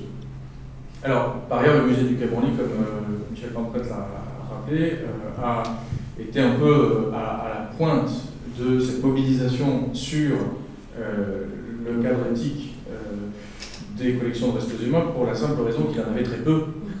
Et donc il pouvait se payer ce luxe du dialogue des cultures pour embarrasser, en quelque sorte, pas embarrasser, mais en tout cas pour pousser dans ses retranchements ceux qui en avaient plus. Ses collègues du musée de l'Homme qui en avaient beaucoup plus. Donc effectivement, c'est la raison pour laquelle le grand colloque sur les restes humains en 2008, à l'occasion du débat sur les têtes maoris, a eu lieu au musée du Quai Branly. Je crois que vous y étiez d'ailleurs. Oui. Voilà, et donc il y avait effectivement tous les représentants des communautés autochtones du monde entier, y compris d'ailleurs des communautés africaines qui n'avaient pas du tout le même point de vue que les communautés amérindiennes ou océaniennes. Alors, donc, étant fort de cette réflexion éthique du musée du Quai Branly, on a poussé la recherche au-delà de quelques cas de restes humains africains conservés dans les collections de ce musée. Et donc on a travaillé avec Alain Froment, qui était à ce moment-là responsable des collections anthropologiques, je ne sais pas si c'est comme ça qu'on dit, mais en tout cas des collections de restes humains du musée de l'Homme. Et il nous a trouvé 2 collections dans l'inventaire qui étaient intéressantes du point de vue biologique. Elles étaient intéressantes parce qu'elles étaient suffisamment nombreuses, il y en avait 30 dans chacune des 2 collections, et on pouvait les dater. Alors il y en avait une, c'était plus compliqué de les dater parce que c'est la fameuse collection collectée par Marcel Griot et Michel Léris, qui faisait partie de la mission d'Agar génétique, et donc c'est des crânes d'Ogon du Mali qui ont été prélevés dans des ossuaires autour de 1931-32 si je me rappelle. Bon, il aurait fallu faire des datations au carbone 14, c'est peut-être des ossements qui datent du 17e, 18e siècle, donc c'était pas très intéressant, mais on avait 30 crânes identifiés, et on a pu voir qu'il y avait suffisamment de tartres dentaires, parce que l'objectif c'était de chercher des bactéries calcifiées dans le tartre dentaire pour en faire le séquençage génétique. Autre collection plus intéressante du point de vue biologique, c'était une collection de 30 crânes tout couleur qui ont été prélevés sur le champ de bataille après décapitation de jeunes soldats qui faisaient le djihad contre les armées du général Archinard, qui a maté effectivement cette armée musulmane. En 1888, ça a été un grand scandale à l'époque. Il y avait des photos, des têtes tout couleur. Clémenceau, à l'Assemblée nationale, avait protesté contre ces décapitations. Et elles étaient effectivement au musée de l'homme. Et alors, le grand avantage, c'est qu'on avait l'âge, ils avaient tous une trentaine d'années, et la date de mort. Donc, et en plus, ils avaient du tartre dentaire. Alors, malheureusement, on n'a pas pu faire le protocole de séquençage du tartre dentaire parce que le musée de l'homme était à ce moment-là en négociation avec l'Algérie pour la restitution des restes humains algériens, enfin, dont on doute qu'ils sont algériens, mais en tout cas, on en a rendu. Et donc, le nouveau responsable des collections anthropologiques du musée de l'homme n'a pas donné suite à nos requêtes. Nous nous sommes alors tournés vers une collection qui se trouve à Dakar, à l'Institut fondamental d'Afrique noire, autrefois Institut français d'Afrique noire, et là aussi 30 crânes, enfin non, 100 crânes, 150 crânes même, 150 crânes, dont 30 avec du tartre dentaire. C'est ça qui compte, hein, mais la question de l'échantillonnage est très importante pour faire des analyses biologiques. Je ne suis pas anthropologue biologique, je suis anthropologue social. Je vous raconte un protocole auquel j'ai assisté. Et ces 30 crânes avaient été prélevés en 1965 par un anthropologue belge qui s'appelait Guy Tilmans, qui est mort en 2000 de sa belle mort à Dakar, et qui a fait sa thèse d'ailleurs au Muséum d'Histoire Naturelle, non pardon, il a fait sa thèse à Bruxelles, mais avec des chercheurs du Muséum d'Histoire Naturelle sur les pygmées du Gabon, je crois. Et il est arrivé en 1965 à Dakar avec pour mission de la part de Théodore Monod, le fondateur de l'Institut français d'Afrique noire, grand naturaliste, d'ouvrir un laboratoire d'anthropologie biologique. Il y avait à ce moment-là un autre anthropologue biologiste qui s'appelait Raymond Moni, qui avait fait sa thèse au Muséum d'Histoire Naturelle sur Saart-Bartman, sur les restes de Saart-Bartman, et qui avait trouvé dans un baobab dans la banlieue de Dakar des crânes. Il avait décrit ces crânes, il en avait prélevé quelques-uns parce que les enfants jouaient avec ces crânes, et il avait informé Guy Tilmans qu'il y avait de nombreux crânes dans les baobabs à 150 km de Dakar, dans ce qu'on appelle le pays Sérère, qui est donc une région considérée comme un foyer de culture authentique dans le cœur du Sénégal, donc qui est très séparé du pays Wolof, où il y a eu toutes ces cultures d'arachide et justement tous ces combats avec la France. Pays Sérère dont provenait notamment Léopold Sédar Senghor. Et donc, dans ce pays sérère, les griots, qui sont connus pour être des musiciens, chanteurs de dynastie pour les rois, les griots ne pouvaient pas être enterrés dans le sol, et donc ils étaient inhumés dans les baobabs, dans le creux des baobabs, gigantesques arbres creux, parce que, disait-on, les griots auraient pollué le sol. Donc on avait une pratique d'inhumation traditionnelle qui a été convertie par un anthropologue biologiste belge en une mise à disposition de collections biologiques. Il suffisait de tendre le bras pour prendre les crânes à l'intérieur des arbres. Ce Guy Tilmans a donc prélevé 150 crânes la nuit avec un fusil. Il s'est fait repérer, il s'est fait dénoncer. Le directeur de l'Institut fondamental d'Afrique noire lui a dit qu'il faut arrêter, mais l'a remercié quand même d'avoir constitué une collection biologique qui se trouvait donc en 2014 toujours dans les bureaux d'un archéologue sénégalais qui s'appelle Ibrahim Mathieu, qui nous a dit « Bon écoutez, je suis très embarrassé, j'ai ces collections dans mon bureau, je voudrais qu'on étudie ces collections avec un protocole éthique. » C'est quelqu'un qui a été formé aux États-Unis et en France. Je trouvais que les États-Unis étaient un peu plus éthiques que la France, en tout cas un peu moins racistes. Et il voulait donc travailler avec les chercheurs d'Amérique du Nord. Donc ce que nous avons fait avec Ibrahim Mathieu, c'est que nous sommes allés chercher les descendants des personnes dont les crânes étaient conservés à Dakar, et nous leur avons demandé de signer un protocole de consentement à l'analyse microbiologique de ces dents, en leur disant que ça permettait d'établir la généalogie de leurs ancêtres. Alors, ça n'a pas du tout marché. Ils ont tous refusé de signer ce protocole. Pourquoi est-ce que ça n'a pas marché? Parce que les griots sont des spécialistes de la généalogie, et donc, ils ne voulaient pas du tout que nous, même si on était des archéologues africains et un anthropologue français, on leur raconte la généalogie de leurs ancêtres. Échec du protocole, échec de la démarche de restitution. Alors je signale, j'insiste là-dessus parce que c'est un cas très intéressant de restitution, non pas d'un pays ancien colonisateur vers les anciennes colonies, c'est une restitution à l'intérieur même d'une ancienne colonie. Et ce problème, le Sénégal le rencontre, l'Afrique du Sud le rencontre beaucoup également, parce qu'il y a beaucoup de collections de crânes, de restes humains en Afrique du Sud. C'est à peu près les deux seuls pays, si j'ai bien compris, où le problème se pose. Alors, dernier point que je voulais souligner, pour raconter brièvement cette histoire. La raison pour laquelle ces collections de crânes ont été conservées à Dakar et non pas restituées, justement, c'est que Léopold Sédar Senghor était sérère. Donc, il a immédiatement déclaré en 1965 « Nous devons tous être enterrés de la même façon, les griots comme les non-griots ».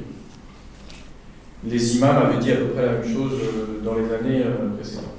Donc, il n'avait pas du tout envie que ça se sache que des griots étaient conservés dans les collections de l'Institut fondamental africain. D'autant plus que Cheikh Anta Diop, le grand anthropologue, archéologue africain, voulait conserver ces crânes pour montrer que les Sénégalais dérivaient des peuples égyptiens, théorie considérée aujourd'hui comme fumeuse, mais qui a été à la base de la construction du Sénégal moderne. Panafricanisme. Ce qui conduit à la dernière observation que je voudrais livrer à votre réflexion, c'est que en 2018, en décembre 2018, le président Macky Sall a inauguré le musée des civilisations noires à Dakar. C'est un musée construit par les Chinois, offert à la République du Sénégal pour exposer, comme son nom l'indique, le patrimoine des civilisations noires dans le monde entier. Et quand vous entrez dans ce bâtiment qui ressemble un peu à l'aéroport de Pékin, il y a des gigantesques colonnes rouges, soi-disant que c'est une cahute africaine, mais enfin c'est plutôt un énorme bâtiment qui vraiment, dans le cœur de Dakar, fait un peu étrange. Et donc quand vous entrez dans ce bâtiment, vous avez un hall avec un baobab en métal qui a été construit par un artiste haïtien. Et autour de ce baobab, donc on appelle ça le hall griot. Il est question que des griots viennent accueillir les visiteurs. Je suis allé 2 fois dans ce musée, je n'ai jamais vu des griots, et j'espère qu'ils y vont, parce que l'idée est excellente. C'est l'idée d'un patrimoine oral, en fait. Et donc, autour de ce baobab, en métal, vous avez la photographie de Lucie, donc découverte par Yves Coppens, la photographie de... Alors, son nom m'échappe, je crois que c'est Toumaï, découvert par Michel... c'est pas Sérène, mais c'est quelque chose comme ça, oui, de Poitiers, oui. Voilà, donc un autre anthropologue français, qui est encore plus vieux que Lucie, puisque je crois qu'elle date de 7 millions d'années, c'est possible ça? Bon, oui. Enfin... Elle est, oui. Elle est très ancienne, oui. Je crois que Lucie c'est 3 millions et Toumaï c'est 7 millions. Merci. Et à côté, qu'est-ce que vous avez? Vous avez 2 crânes, Homo senegalensis, récoltés par Guy Tillmans. Alors, non pas les crânes de 1965, mais des crânes récoltés en 1978, donc ça veut dire qu'il a continué à aller chercher des crânes. Et ce dispositif n'a pas été imposé par des conservateurs français. Ce dispositif a été conçu par des conservateurs sénégalais pour glorifier la contribution du Sénégal à l'histoire, à la place de l'Afrique, berceau de l'humanité. Alors, je vous laisse sur cette observation parce que, en fait, la question qui m'intéresse, moi je raconte l'échec d'un protocole de restitution. Parce qu'on aurait dû restituer les crânes et restituer les résultats des analyses biologiques. Ce sur quoi je voudrais maintenant réfléchir, et c'est là où je vais laisser la parole à Lucia, c'est pourquoi est-ce qu'on demande à des artistes, donc là en l'occurrence un artiste haïtien, de sublimer ces collections de crânes, donc vraiment récoltées dans des collections, dans des conditions inacceptables. Et je peux vous dire, pour avoir vu des griots qui n'étaient pas du tout contents, 60 ans après, qu'on ait piqué les crânes de leurs ancêtres. Donc pour sublimer ces collections de crânes venus de l'Israël, en les mettant à côté de crânes archéologiques. Alors c'est sur ce thème que nous avons lancé une réflexion avec Lucia Miccioni, donc je vais lui laisser la parole en signalant simplement que quand j'étais à la direction de la recherche du musée du Quai Branly, j'ai beaucoup soutenu les recherches sur les restes humains. Et malheureusement, tout ça a été interrompu par la déclaration généreuse du président Macron à Ouagadougou, puisque l'effet de la déclaration du président Macron qui demande la restitution du patrimoine africain, suivi du rapport SAR-Savoie, ça a été l'interruption de toutes les recherches sur la restitution, par exemple au musée du Quai Branly, parce que tout ça devenait des questions diplomatiques extrêmement sérieuses. Donc voilà, le travail que nous faisons depuis avec Lucia, c'est de combiner anthropologie et histoire de l'art pour réfléchir à la façon dont les artistes peuvent intervenir dans ce débat où il y a des historiens des sciences, des archéologues, des anthropologues, et des juristes, mais tous ces groupes-là, tous ces acteurs-là ne peuvent pas complètement rendre compte de la situation, tout simplement parce qu'il y a beaucoup de restes humains qui ne sont pas restituables, et c'est là qu'à notre sens, les artistes peuvent intervenir. Merci Frédéric. Donc effectivement, moi je suis une historienne de l'art.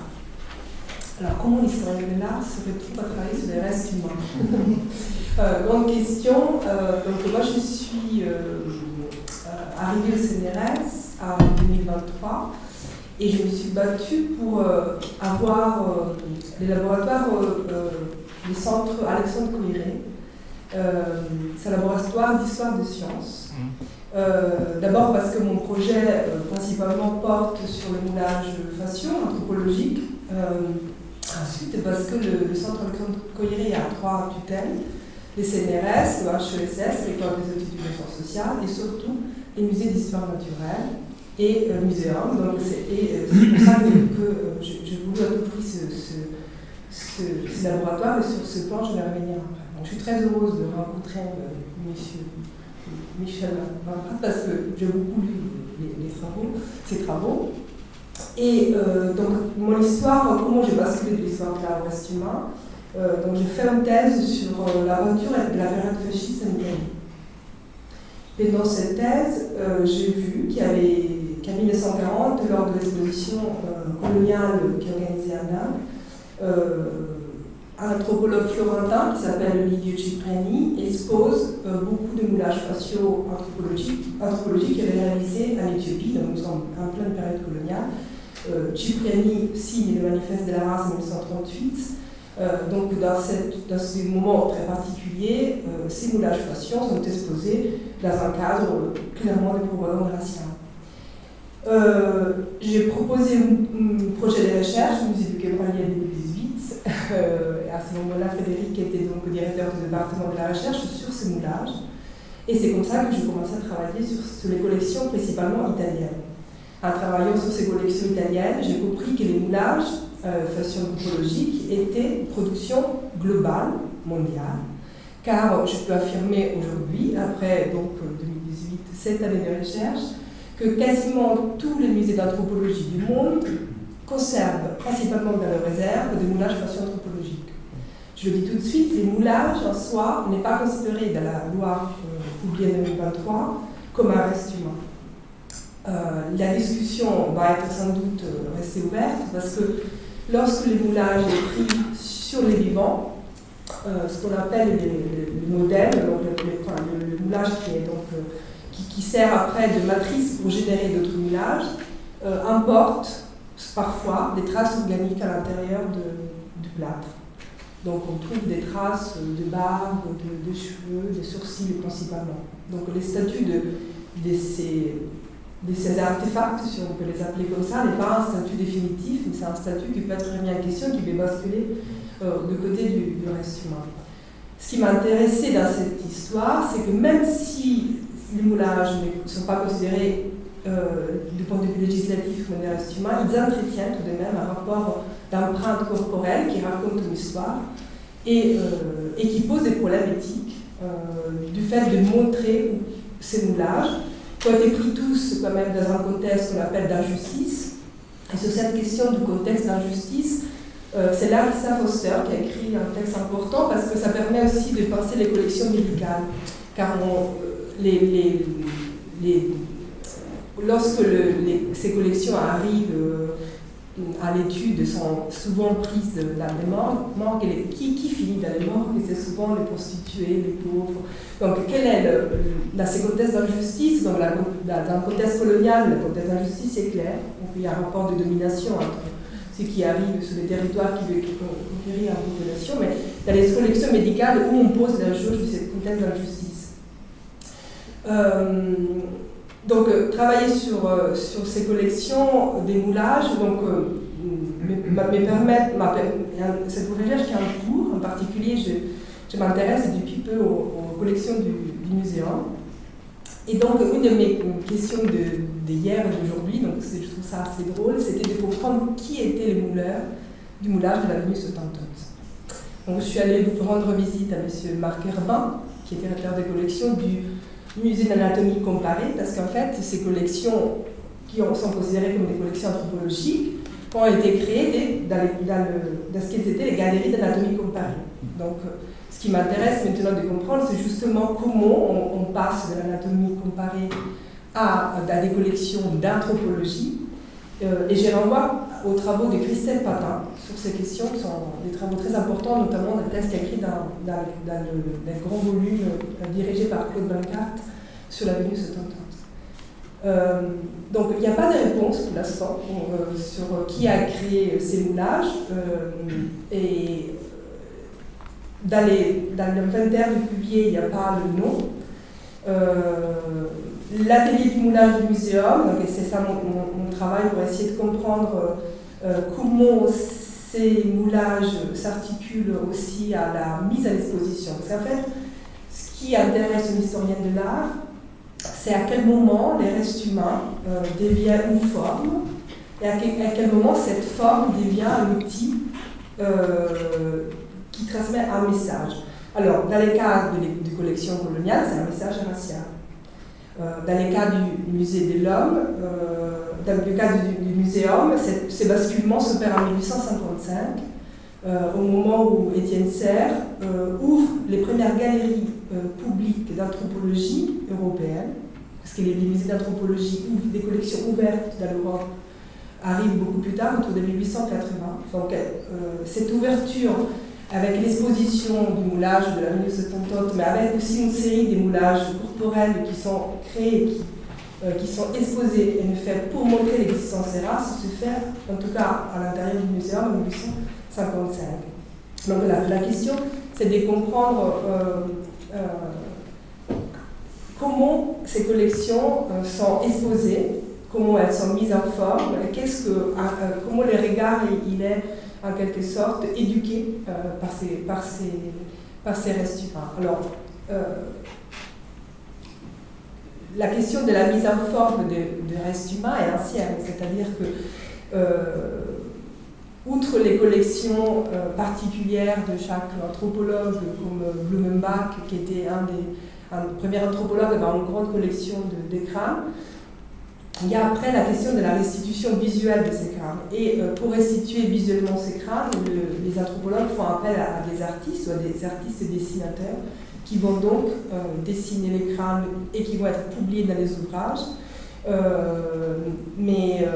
Et il y a la question donc après de l'authenticité, la transmission de formes à la fois dans les ouvrages et à la fois dans les musées d'anthropologie. Donc nous nous sommes retrouvés avec Frédéric sous cette idée de comprendre comment les artistes pouvaient restituer une vie différente à ces restes humains, surtout dans une question de temporalité, qui est une idée qui est Frédéric, qui lui appartient. C'est-à-dire que dans ces moments de difficulté, à la fois législative, à la fois dans ces moments lents de compréhension de comment aborder ces collections, peut-être les artistes pouvaient apporter une réponse plus rapide à ces restes humains qui ont la matérialité encombrante et qu'il faut donc prendre en charge. Donc nous nous sommes retrouvés autour d'un numéro qui va être bientôt publié, de la revue Gradiva, qui est la revue du musée du Quai Branly, qui va s'intituler Intervention artistique sur les restes humains. Et c'est une aventure, on prend des risques, qu'on assume totalement, et que finalement, en préparant ce numéro, on a découvert des possibilités réelles de redonner une nouvelle forme à ces restes humains, et en rencontrant des artistes et en faisant des entretiens. Donc nous avons un numéro qui est composé de 3 textes plus écrits par des scientifiques, mais une série d'entretiens.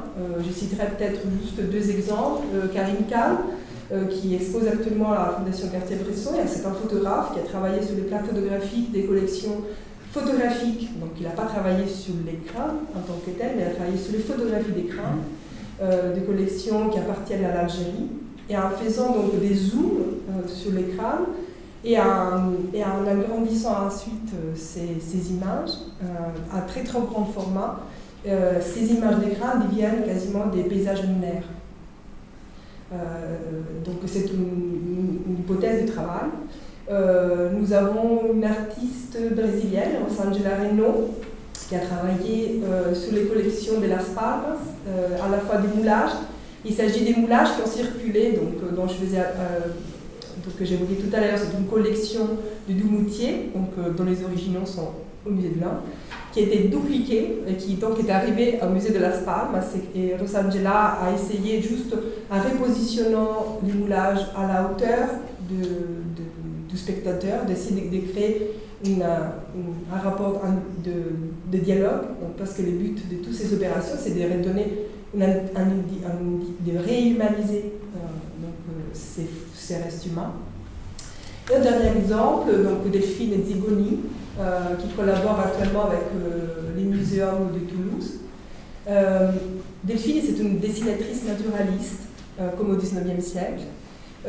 Mais donc c'est elle qui a dessiné les têtes maoris, et c'est les images qui ont circulé dans la presse parce que ils avaient demandé de ne pas photographier ces crânes pour la presse. Donc c'est Delphine qui est intervenue par les dessins, parce que c'est un acte humain, les dessins, et c'est un acte universel, donc qui rassemble toutes les populations.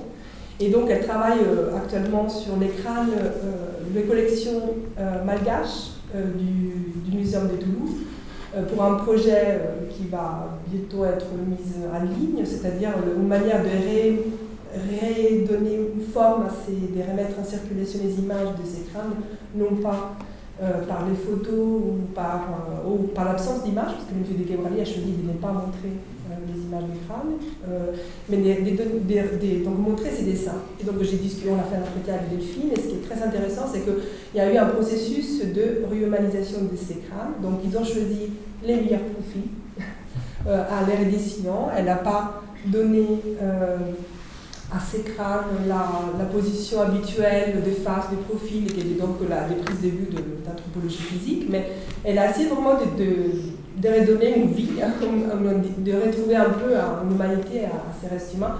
Et ces séries de dessins donc, vont être des croquis, donc par respect du projet du muséum, ils vont être donc, dans notre numéro, publiés dans notre numéro. Voilà, c'est quelques exemples de ce projet un peu fou que l'on assume totalement, mais qui est juste une possibilité de réflexion pour pas... parce qu'une fois Frédéric m'a dit une vérité n'existait pas, une seule vérité n'existait pas. Donc c'est vrai que ce travail ne doit pas enlever l'importance des recherches de provenance. Il qui sont en cours. Et je salue ici le travail de Clara Boyer-Rossol, qui est pionnière dans les travaux notamment des crânes malgaches, et qui font vraiment aujourd'hui un objet important d'un jeu diplomatique. Et donc, c'est une piste de réflexion, une possibilité qui accompagne bien sûr de recherches importantes comme la recherche de provenance. Et voilà. Merci beaucoup pour vos interventions extrêmement riches. Je ne sais pas si on répond à la question que faire des collections de restes humains aujourd'hui, mais en tout cas, on a une idée de ce qui se fait, ce qui est fait avec les collections de restes humains. Peut-être avant de passer aux questions de la salle, puisqu'il nous reste environ 25 minutes, un des éléments, me semble-t-il, qui ressort, qui transparaît des différentes interventions, des questionnements principaux, c'est celui des modes de présentation de ces collections. Donc, comment les présenter? Doit-on les présenter? De quelle manière? Doit-on les rendre accessibles pour la recherche, par exemple? Et selon quelle modalité? Et aussi les usages de ces collections. Qu'est-ce qu'on en fait? Qu'est-ce qu'on peut en faire? Qu'est-ce qu'on doit en faire? Et j'ajouterais peut-être un exemple il y a eu différents cas de figure, donc les restes humains, les moulages et ainsi de suite, mais actuellement je suis donc rattaché à la London School of Hygiene and Tropical Medicine, qui est une école de santé publique fondée à la fin du 19e siècle et qui a fait de la médecine, donc qui fait de la médecine dite tropicale, qui était au départ une médecine tout à fait intégrée dans l'Empire britannique. Et donc les archivistes actuellement se posent la question de ce qui doit faire des photographies qui ont été prises dans des contextes de recherche médicale, notamment en Afrique ou ailleurs dans le monde, dans le contexte de justement ce qu'on appelle la médecine tropicale. Et donc, il y a ces photographies dans les fonds, de créer un comité avec les historiens pour se demander déjà, est-ce qu'on doit les montrer?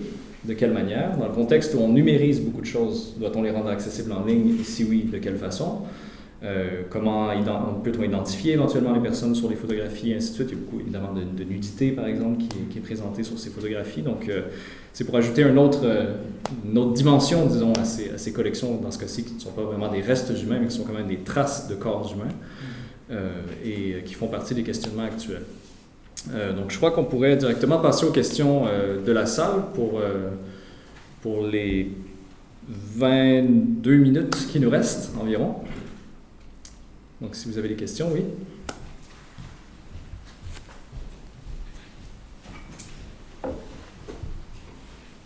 Merci. J'ai une question un peu technique pour Michel Van Brent, notamment s'agissant de l'archéologie. Parce que j'enseigne de temps en temps les doctorants en archéologie, l'éthique de l'archéologie. Et une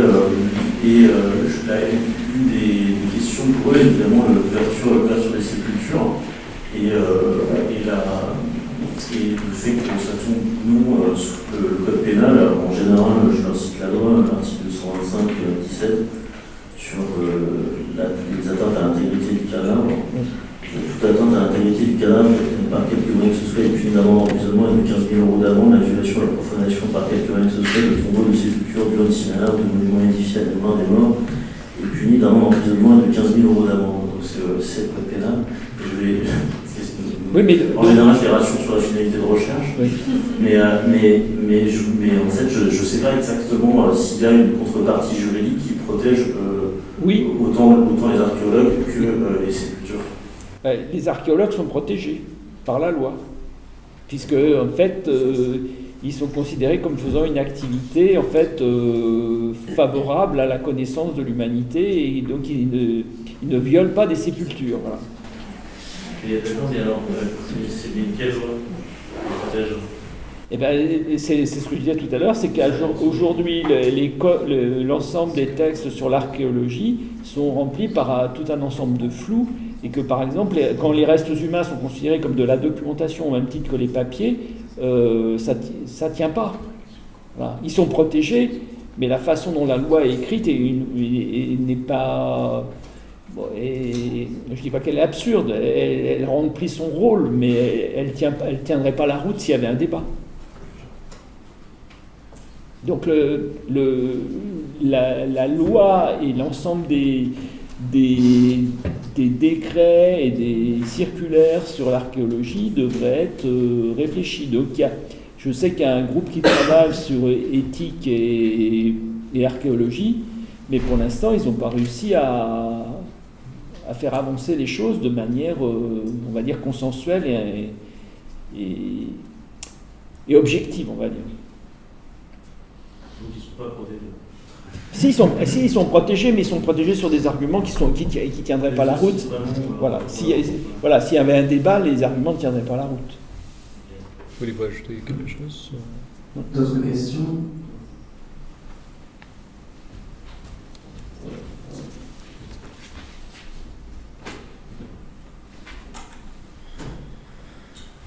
D'une façon générale, les restes humains qui posent problème ont été prélevés et conservés tout à fait indépendamment, semble-t-il, de la volonté des individus concernés initialement. Est-ce qu'on peut dire ça?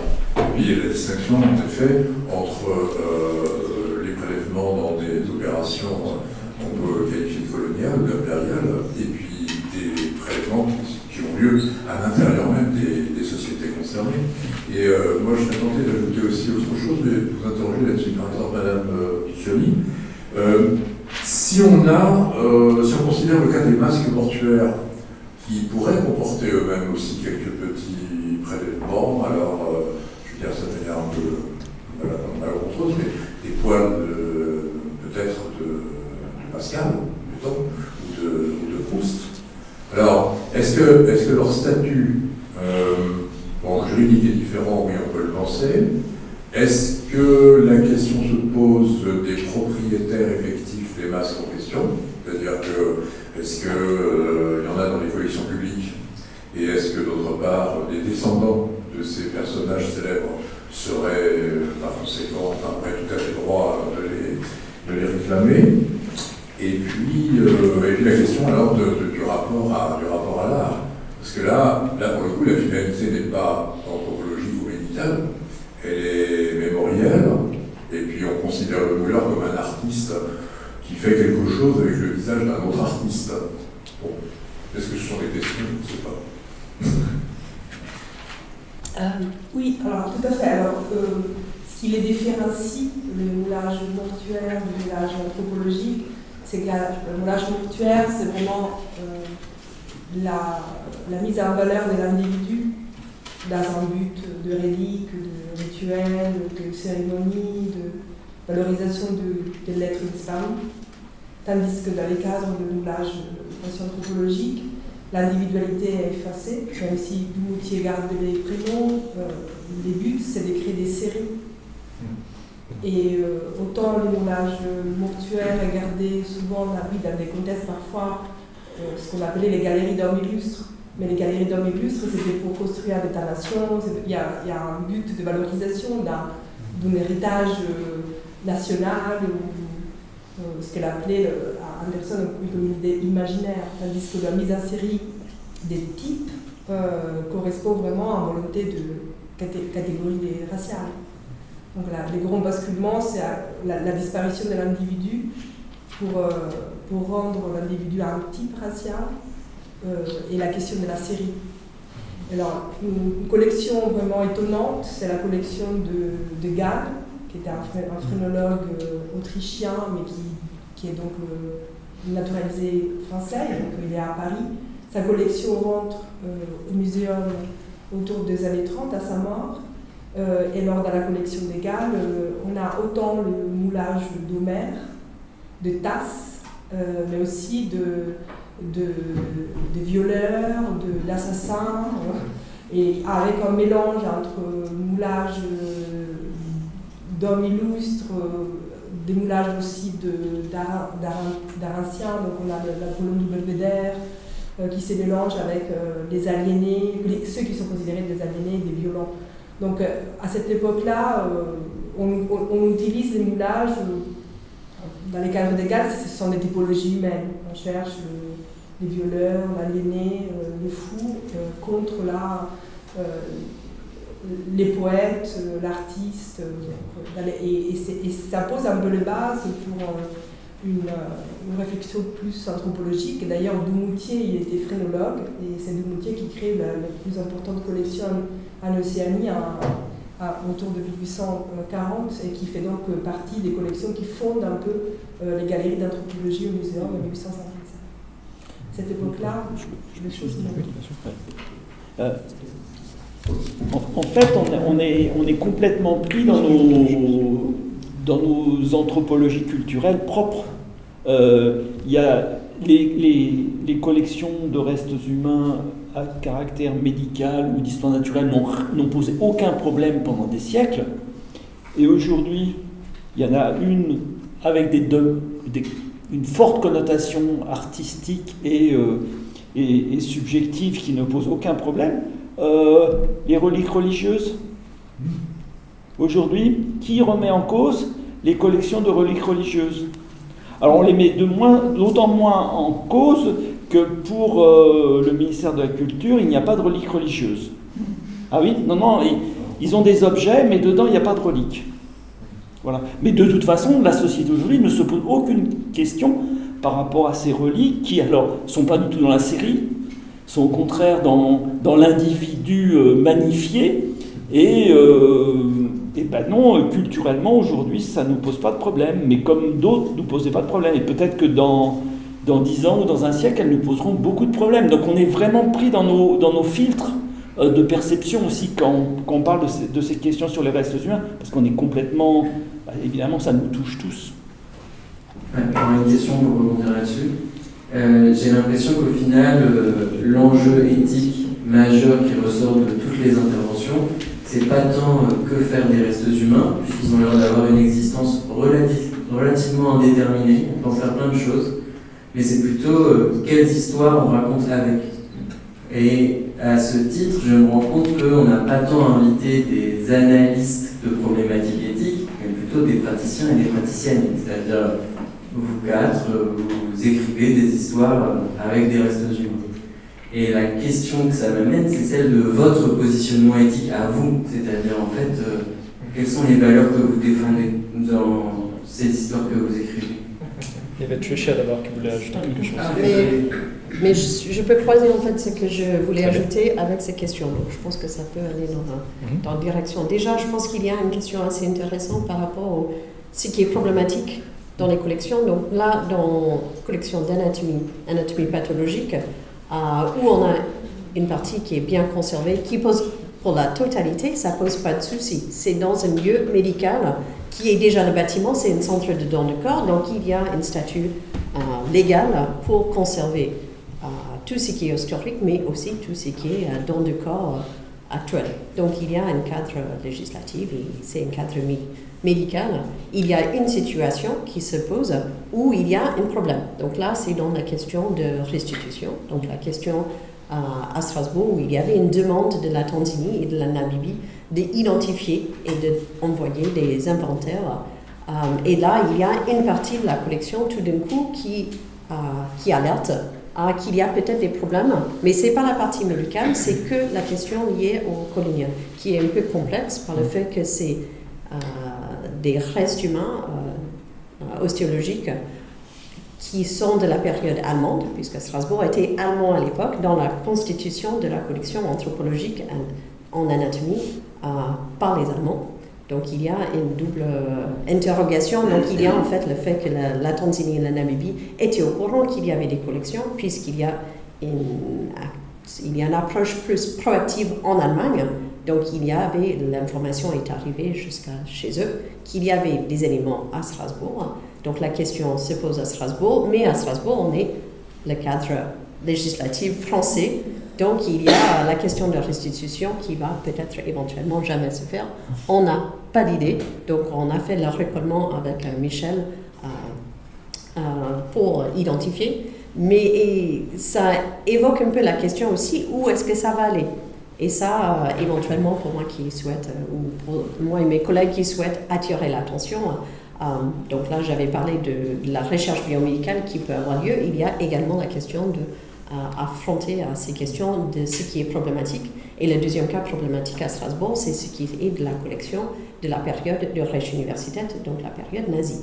Donc il y a effectivement des éléments, mais c'est des éléments qui sont de l'activité non criminelle, l'activité habituelle d'un hôpital en fonction, une faculté de médecine qui a continué à fonctionner. Donc il n'y avait rien de criminel qui était identifier ou cacher. Mais là, il y a quand même des éléments, ce qui attire l'attention sur toutes ces origines, toute la diversité. Et là, c'est par rapport à quelque chose que Lucia a dit, je ne sais plus comment tu l'avais dit, mais qu'il y a quand même... et là, en fait, ça...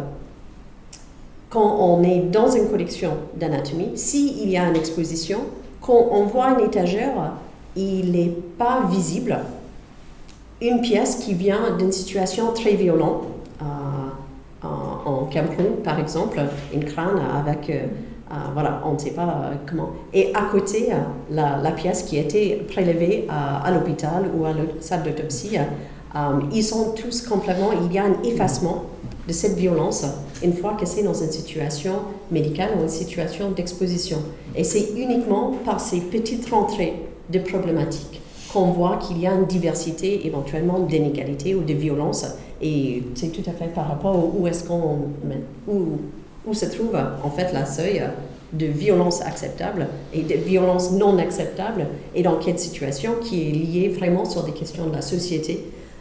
Où aujourd'hui on cherche à décoloniser, donc il y a tout ce qui est colonial qui est attiré.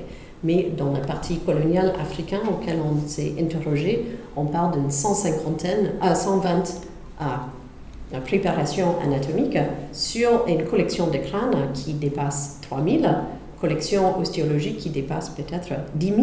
Donc c'est une petite partie d'une grande collection qui vient du monde entier. Donc il y a plusieurs éléments. Par rapport à la question éthique, et là c'est aussi par ces interrogations, on s'est rendu compte qu'en fait il y a beaucoup de personnes qui travaillent avec les restes humains sur différentes approches, soit des conservateurs, soit en anthropologie, ceux qui sont pour, en anthropologie éventuellement de violence, anthropologie sociale, anthropologie biologique, archéogénétique. On peut lier ça aussi également aux biobanques. L'histoire des biobanques quand même peut être très liée à l'histoire des collections. Donc avec ma collègue Deborah Dubald, on a mené une journée d'études où on a essayé de croiser ces différentes approches. Normalement, on a un ouvrage collectif qui va sortir de là, ou de cette journée avec tout le monde qui a contribué, des réflexions assez ouvertes, où la question d'éthique est très difficile à cibler. Et chacun a des souhaits ou des fins différents dans leur recherche. Et du coup, et c'est dans l'actualité aussi, ceux qui sont dans les biobanques, qui travaillent avec la législation actuelle, dans la collecte et l'anonymisation de tous les tissus, c'est complètement au contraire avec ceux qui travaillent avec des préparations historiques. Donc la question éthique est très floue et très difficile à cibler. C'était un peu, c'est une non-réponse, mais je pense que quelque part, en tant que la position que Deborah Dubald et moi-même, on se trouve en tant qu'historien, on a l'approche où on n'a pas besoin de s'accrocher à une éthique particulière. On n'est pas neutre, on ne peut pas être neutre, ça n'existe pas, mais on ne va peut-être pas défendre, par exemple en question de restitution, il y en a quand même des acteurs qui sont pour la restitution, sont proactifs, et il y en a d'autres qui sont contre, plutôt dans le monde médical ou scientifique, qui voient que ça... l'utilité scientifique. Et dans, des communautés aussi. Ah voilà, tout à fait. Et il y a des communautés qui ne sont pas pour la restitution. Oui. Hein, les collègues belges à l'heure actuelle se sont retrouvés quand même dans une situation pour le moins imprévue de leur part, c'est-à-dire qu'en fait, une des communautés africaines vers lesquelles ils voulaient restituer a dit mais il n'y avait aucun protocole, aucune cérémonie traditionnelle pour reprendre ces corps, que ça pouvait être source de malheur, et que donc que le musée garde ses pièces et qu'il se débrouille avec. C'est un peu ce qui avait été dit quand même avec le moulage de la Vénus Hottentote, aussi, où finalement, cette production occidentale d'un moment donné, finalement, ne concernait pas l'Afrique du Sud. Question. Oui.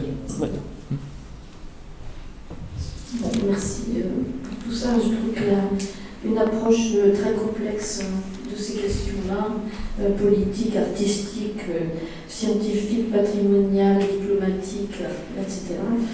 Et vraiment, on a de la difficulté à faire le tour de la question qui paraît énorme, alors qu'on pensait que c'était assez marginal. Et à ce propos, deux choses. D'abord, le mot de reste humain. on ne s'est pas beaucoup intéressé sur la classification au fond de la notion de reste. Moi, je pensais au reste culinaire, quoi. Quand on a fait un plat, il y a des restes, et c'est le dernier degré de la dignité, au fond, peut-être, dans les choses. On ne se préoccupe pas tellement du degré de dignité des restes d'un plat, alors qu'on a bien mangé un beau rôti ou un bel animal. Voilà. Donc, déjà, quand on pose cette question-là, quelle valeur on peut attribuer en termes de dignité, peut-être, à de restes, si on les désigne comme restes? Alors, il y a le corps entier qui est identifiable, il y a les parties du corps. Le crâne, est-ce que c'est un reste ou pas? C'est plutôt une partie du corps assez identifiable ou semi-identifiable. Et toutes les questions, une partie des questions qu'on a posées ne relève pas des restes, je trouve ça. Les parties du corps, oui, les squelettes ou une partie des squelettes, etc. Et puis, ces fameux restes qui ne sont pas identifiables, en fait. C'est à partir du moment où il n'y a plus d'individu identifiable. Et je pense à une épreuve émotionnelle qui a été pour moi la visite du musée de Vienne, de l'hôpital des fous, enfin, de Vienne, où on voit des centaines de bocaux dans un endroit absolument sinistre, puisque c'était là qu'étaient enfermés les fous. Et on se dit, s'il reste des... Enfin, c'était le dernier degré de l'humanité, même sans aucune humanité, et ça pouvait être des restes de poulet, je veux dire, ça pouvait être des restes de viande. Voilà. Ça fait un petit peu que, je ne sais pas si les organisateurs, en termes culinaires, mais ça nous pose un problème justement éthique. C'est pour ça que l'éthique peut-être à ce niveau aussi, pas que ça. C'est-à-dire, voilà. Alors, à ce moment-là, est-ce qu'on peut poser la question de l'identification, la valeur, tout simplement, la valeur non plus patrimoniale, etc. Mais est-ce qu'on peut donner une valeur à quelque chose qui n'est pas identifiable, qui ne relève pas, ou qui ramène si peu à un individu, à un soi, à un moi? Donc, quelle est cette valeur-là, s'il n'y a plus d'attribution? Et puis, est-ce qu'on peut y penser, alors nous, les vivants, est-ce qu'on peut penser que nous puissions donner notre accord, en effet, c'est le consentement, à donner notre corps à la science, à donner une partie du corps à la science? Et là, je parle de ce que je connais, c'est-à-dire que dans mon bureau à Cochin, il y avait des parties du corps et qu'ils étaient dans un congélateur, et qu'on sortait les bras, la tête, etc., pour les cours d'anatomie. C'était assez affreux, donc je pense que personne qui aurait su ça aurait donné son corps à la science. Et puis, il y a, est-ce que jusqu'où va le consentement? Est-ce qu'on peut aller jusqu'au petit bout de ces restes-là, qui sont flottants, qui peuvent être dispersés? Voilà. Est-ce que nous pouvons attribuer un intérêt éthique, disons, et jusqu'à quelle petite parcelle? Alors, je vais permettre de donner à votre ensemble de questions une réponse, qui est celle de Claude Lévi-Strauss, puisque l'épreuve que propose de faire Claude Lévi-Strauss, c'est de voir nos problèmes éthiques français recentrés à travers les sociétés d'Amazonie qui sont cannibales. Et donc, en Amazonie, justement, les restes humains sont considérés comme des restes de cuisine. C'est-à-dire que vous avez des pratiques où, effectivement, on mange chez l'ancêtre. Et ça demande beaucoup de rituels, de deuil, pour pouvoir s'assimiler la force des ancêtres. Je vous fais cette réponse parce que ça me permet de répondre aussi à la question tout à l'heure sur moi, mon point de vue éthique en tant qu'anthropologue. Nous, les anthropologues, on essaye de suspendre notre point de vue éthique. Ça ne veut pas dire qu'on n'en a pas. Ça veut dire qu'on essaye de réfléchir et de prendre une distance sur nos présupposés éthiques. Alors, moi, je vais vous le confesser, j'ai été formé dans des écoles catholiques et quand on était petit, on allait visiter à côté de Lyon les restes du curé d'Ars. Chaque année, on allait voir un corps dans un plaque dans du verre momifié, et on trouvait ça à la fois horrible et fascinant. Alors pourquoi est-ce que c'est fascinant d'aller voir des reliques? Parce que les reliques, c'est une transgression. C'est-à-dire que dans le catholicisme, et le catholicisme justement, c'est une religion qui mange son Dieu. C'est pour ça que Lévi-Strauss est un héritier de Montaigne qui dit mais vous pensez que manger le Dieu c'est symbolique? Mais non, regardez, il y a des gens qui mangent vraiment leurs ancêtres. Et toute la question c'est quoi le symbole, si on peut manger ses ancêtres. Donc en tout cas, pour nous, en Europe, les restes humains c'est sacré. Enfin, les cadavres, c'est sacré. On ne les mange pas. Et d'ailleurs, quand j'ai commencé à réfléchir sur ces questions, au musée du Quai Branly, on nous disait « Ah, les restes humains, c'est sacré, on n'y touche pas ». Et en fait, cette conception sur laquelle les restes humains, c'est sacré, c'est un obstacle à une étude anthropologique des restes humains. Parce que pour beaucoup de sociétés, c'est sacré au sens d'une coupure entre le sacré et le profane. Il n'y a pas de transgression dans le fait d'exposer des restes humains. Par exemple, au Sénégal, où j'ai travaillé, vous avez des serrères qui me disent moi, quand je creuse le champ pour planter un arbre, parfois je trouve des crânes, des os, et c'est pas grave, je les jette de l'autre côté du mur. Ou il y a une institutrice qui me dit quand je veux faire un cours d'anatomie, j'amène les enfants au baobab et comme ça ils regardent les restes des griots. Alors c'est très important parce que ça veut dire qu'il y a d'autres formes de relations avec les morts. Et puis, il y a plusieurs pratiques d'enterrement qui sont considérées. C'est pour ça que c'est très compliqué de dire qu'il n'y a qu'une bonne façon d'enterrer et il faut que vous enterrez comme ça. Par exemple, la raison pour laquelle les griots sont enterrés dans les baobabs, c'est parce qu'ils veulent mettre debout. Ils disent être enterré dans le sol à plat, c'est horrible, les gens vous marchent sur la tête, vous êtes enterré debout. Enfin, vous êtes, après votre mort, vous êtes debout. Donc voilà, c'est la réponse que je vous fais, c'est que il faut toujours regarder nos problèmes éthiques à travers les leçons des cannibales qui poussent de plus loin, qui inversent radicalement nos présupposés sur ce que c'est qu'une bonne façon de traiter nos morts. Bon, je crois que c'est là. Oui. Peut-être je peux me permettre, je me sens un peu interpellé parce que c'est moi qui ai écrit le titre, donc Restes humains. Il est possible que ce soit un effet de la traduction de l'anglais Human Remains. Mais même si on utilise l'expression en français aussi, c'est le terme le plus courant. Oui. C'est ça, mais c'est une bonne question. Peut-être changer les mots. Oui, c'est une bonne question sur. Mais après, il y a des personnes qui sont pas pour. Pas pour le terme restes humains. Voilà, l'expression restes humains. Ceux qui travaillent, je sais qu'il y en a qui, ce sont des ancêtres. C'est ça. Même. C'est à quel point on met la personne en entier. Est-ce que ce sont plutôt des ancêtres? C'est sûr Il y a peut-être juste. Ça ne règle pas la question sur le plan anthropologique, mais le Code civil lui-même utilise le terme de restes humains pour les restes des personnes décédées. C'est l'article 16-1-1. Oui. Voilà. C'est pour ça qu'on l'utilise. Voilà. C'est pour ça qu'on a utilisé. Et pour la culture, on a essayé dans le rapport de parler de restes humains. Donc on a rajouté un adjectif patrimonialisé, puisque c'est seulement une partie des restes humains qu'on considérait. Justement, ils étaient patrimonialisés, ils ne servent pas forcément à la recherche médicale, par exemple, et donc on a essayé de les qualifier.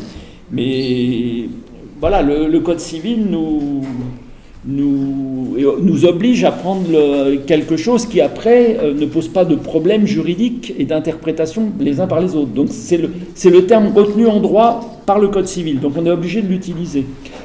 Après, moi, j'aime mieux parler des fois d'éléments directement, de crâne ou de reliques ou de les spécifier autrement. Ouais.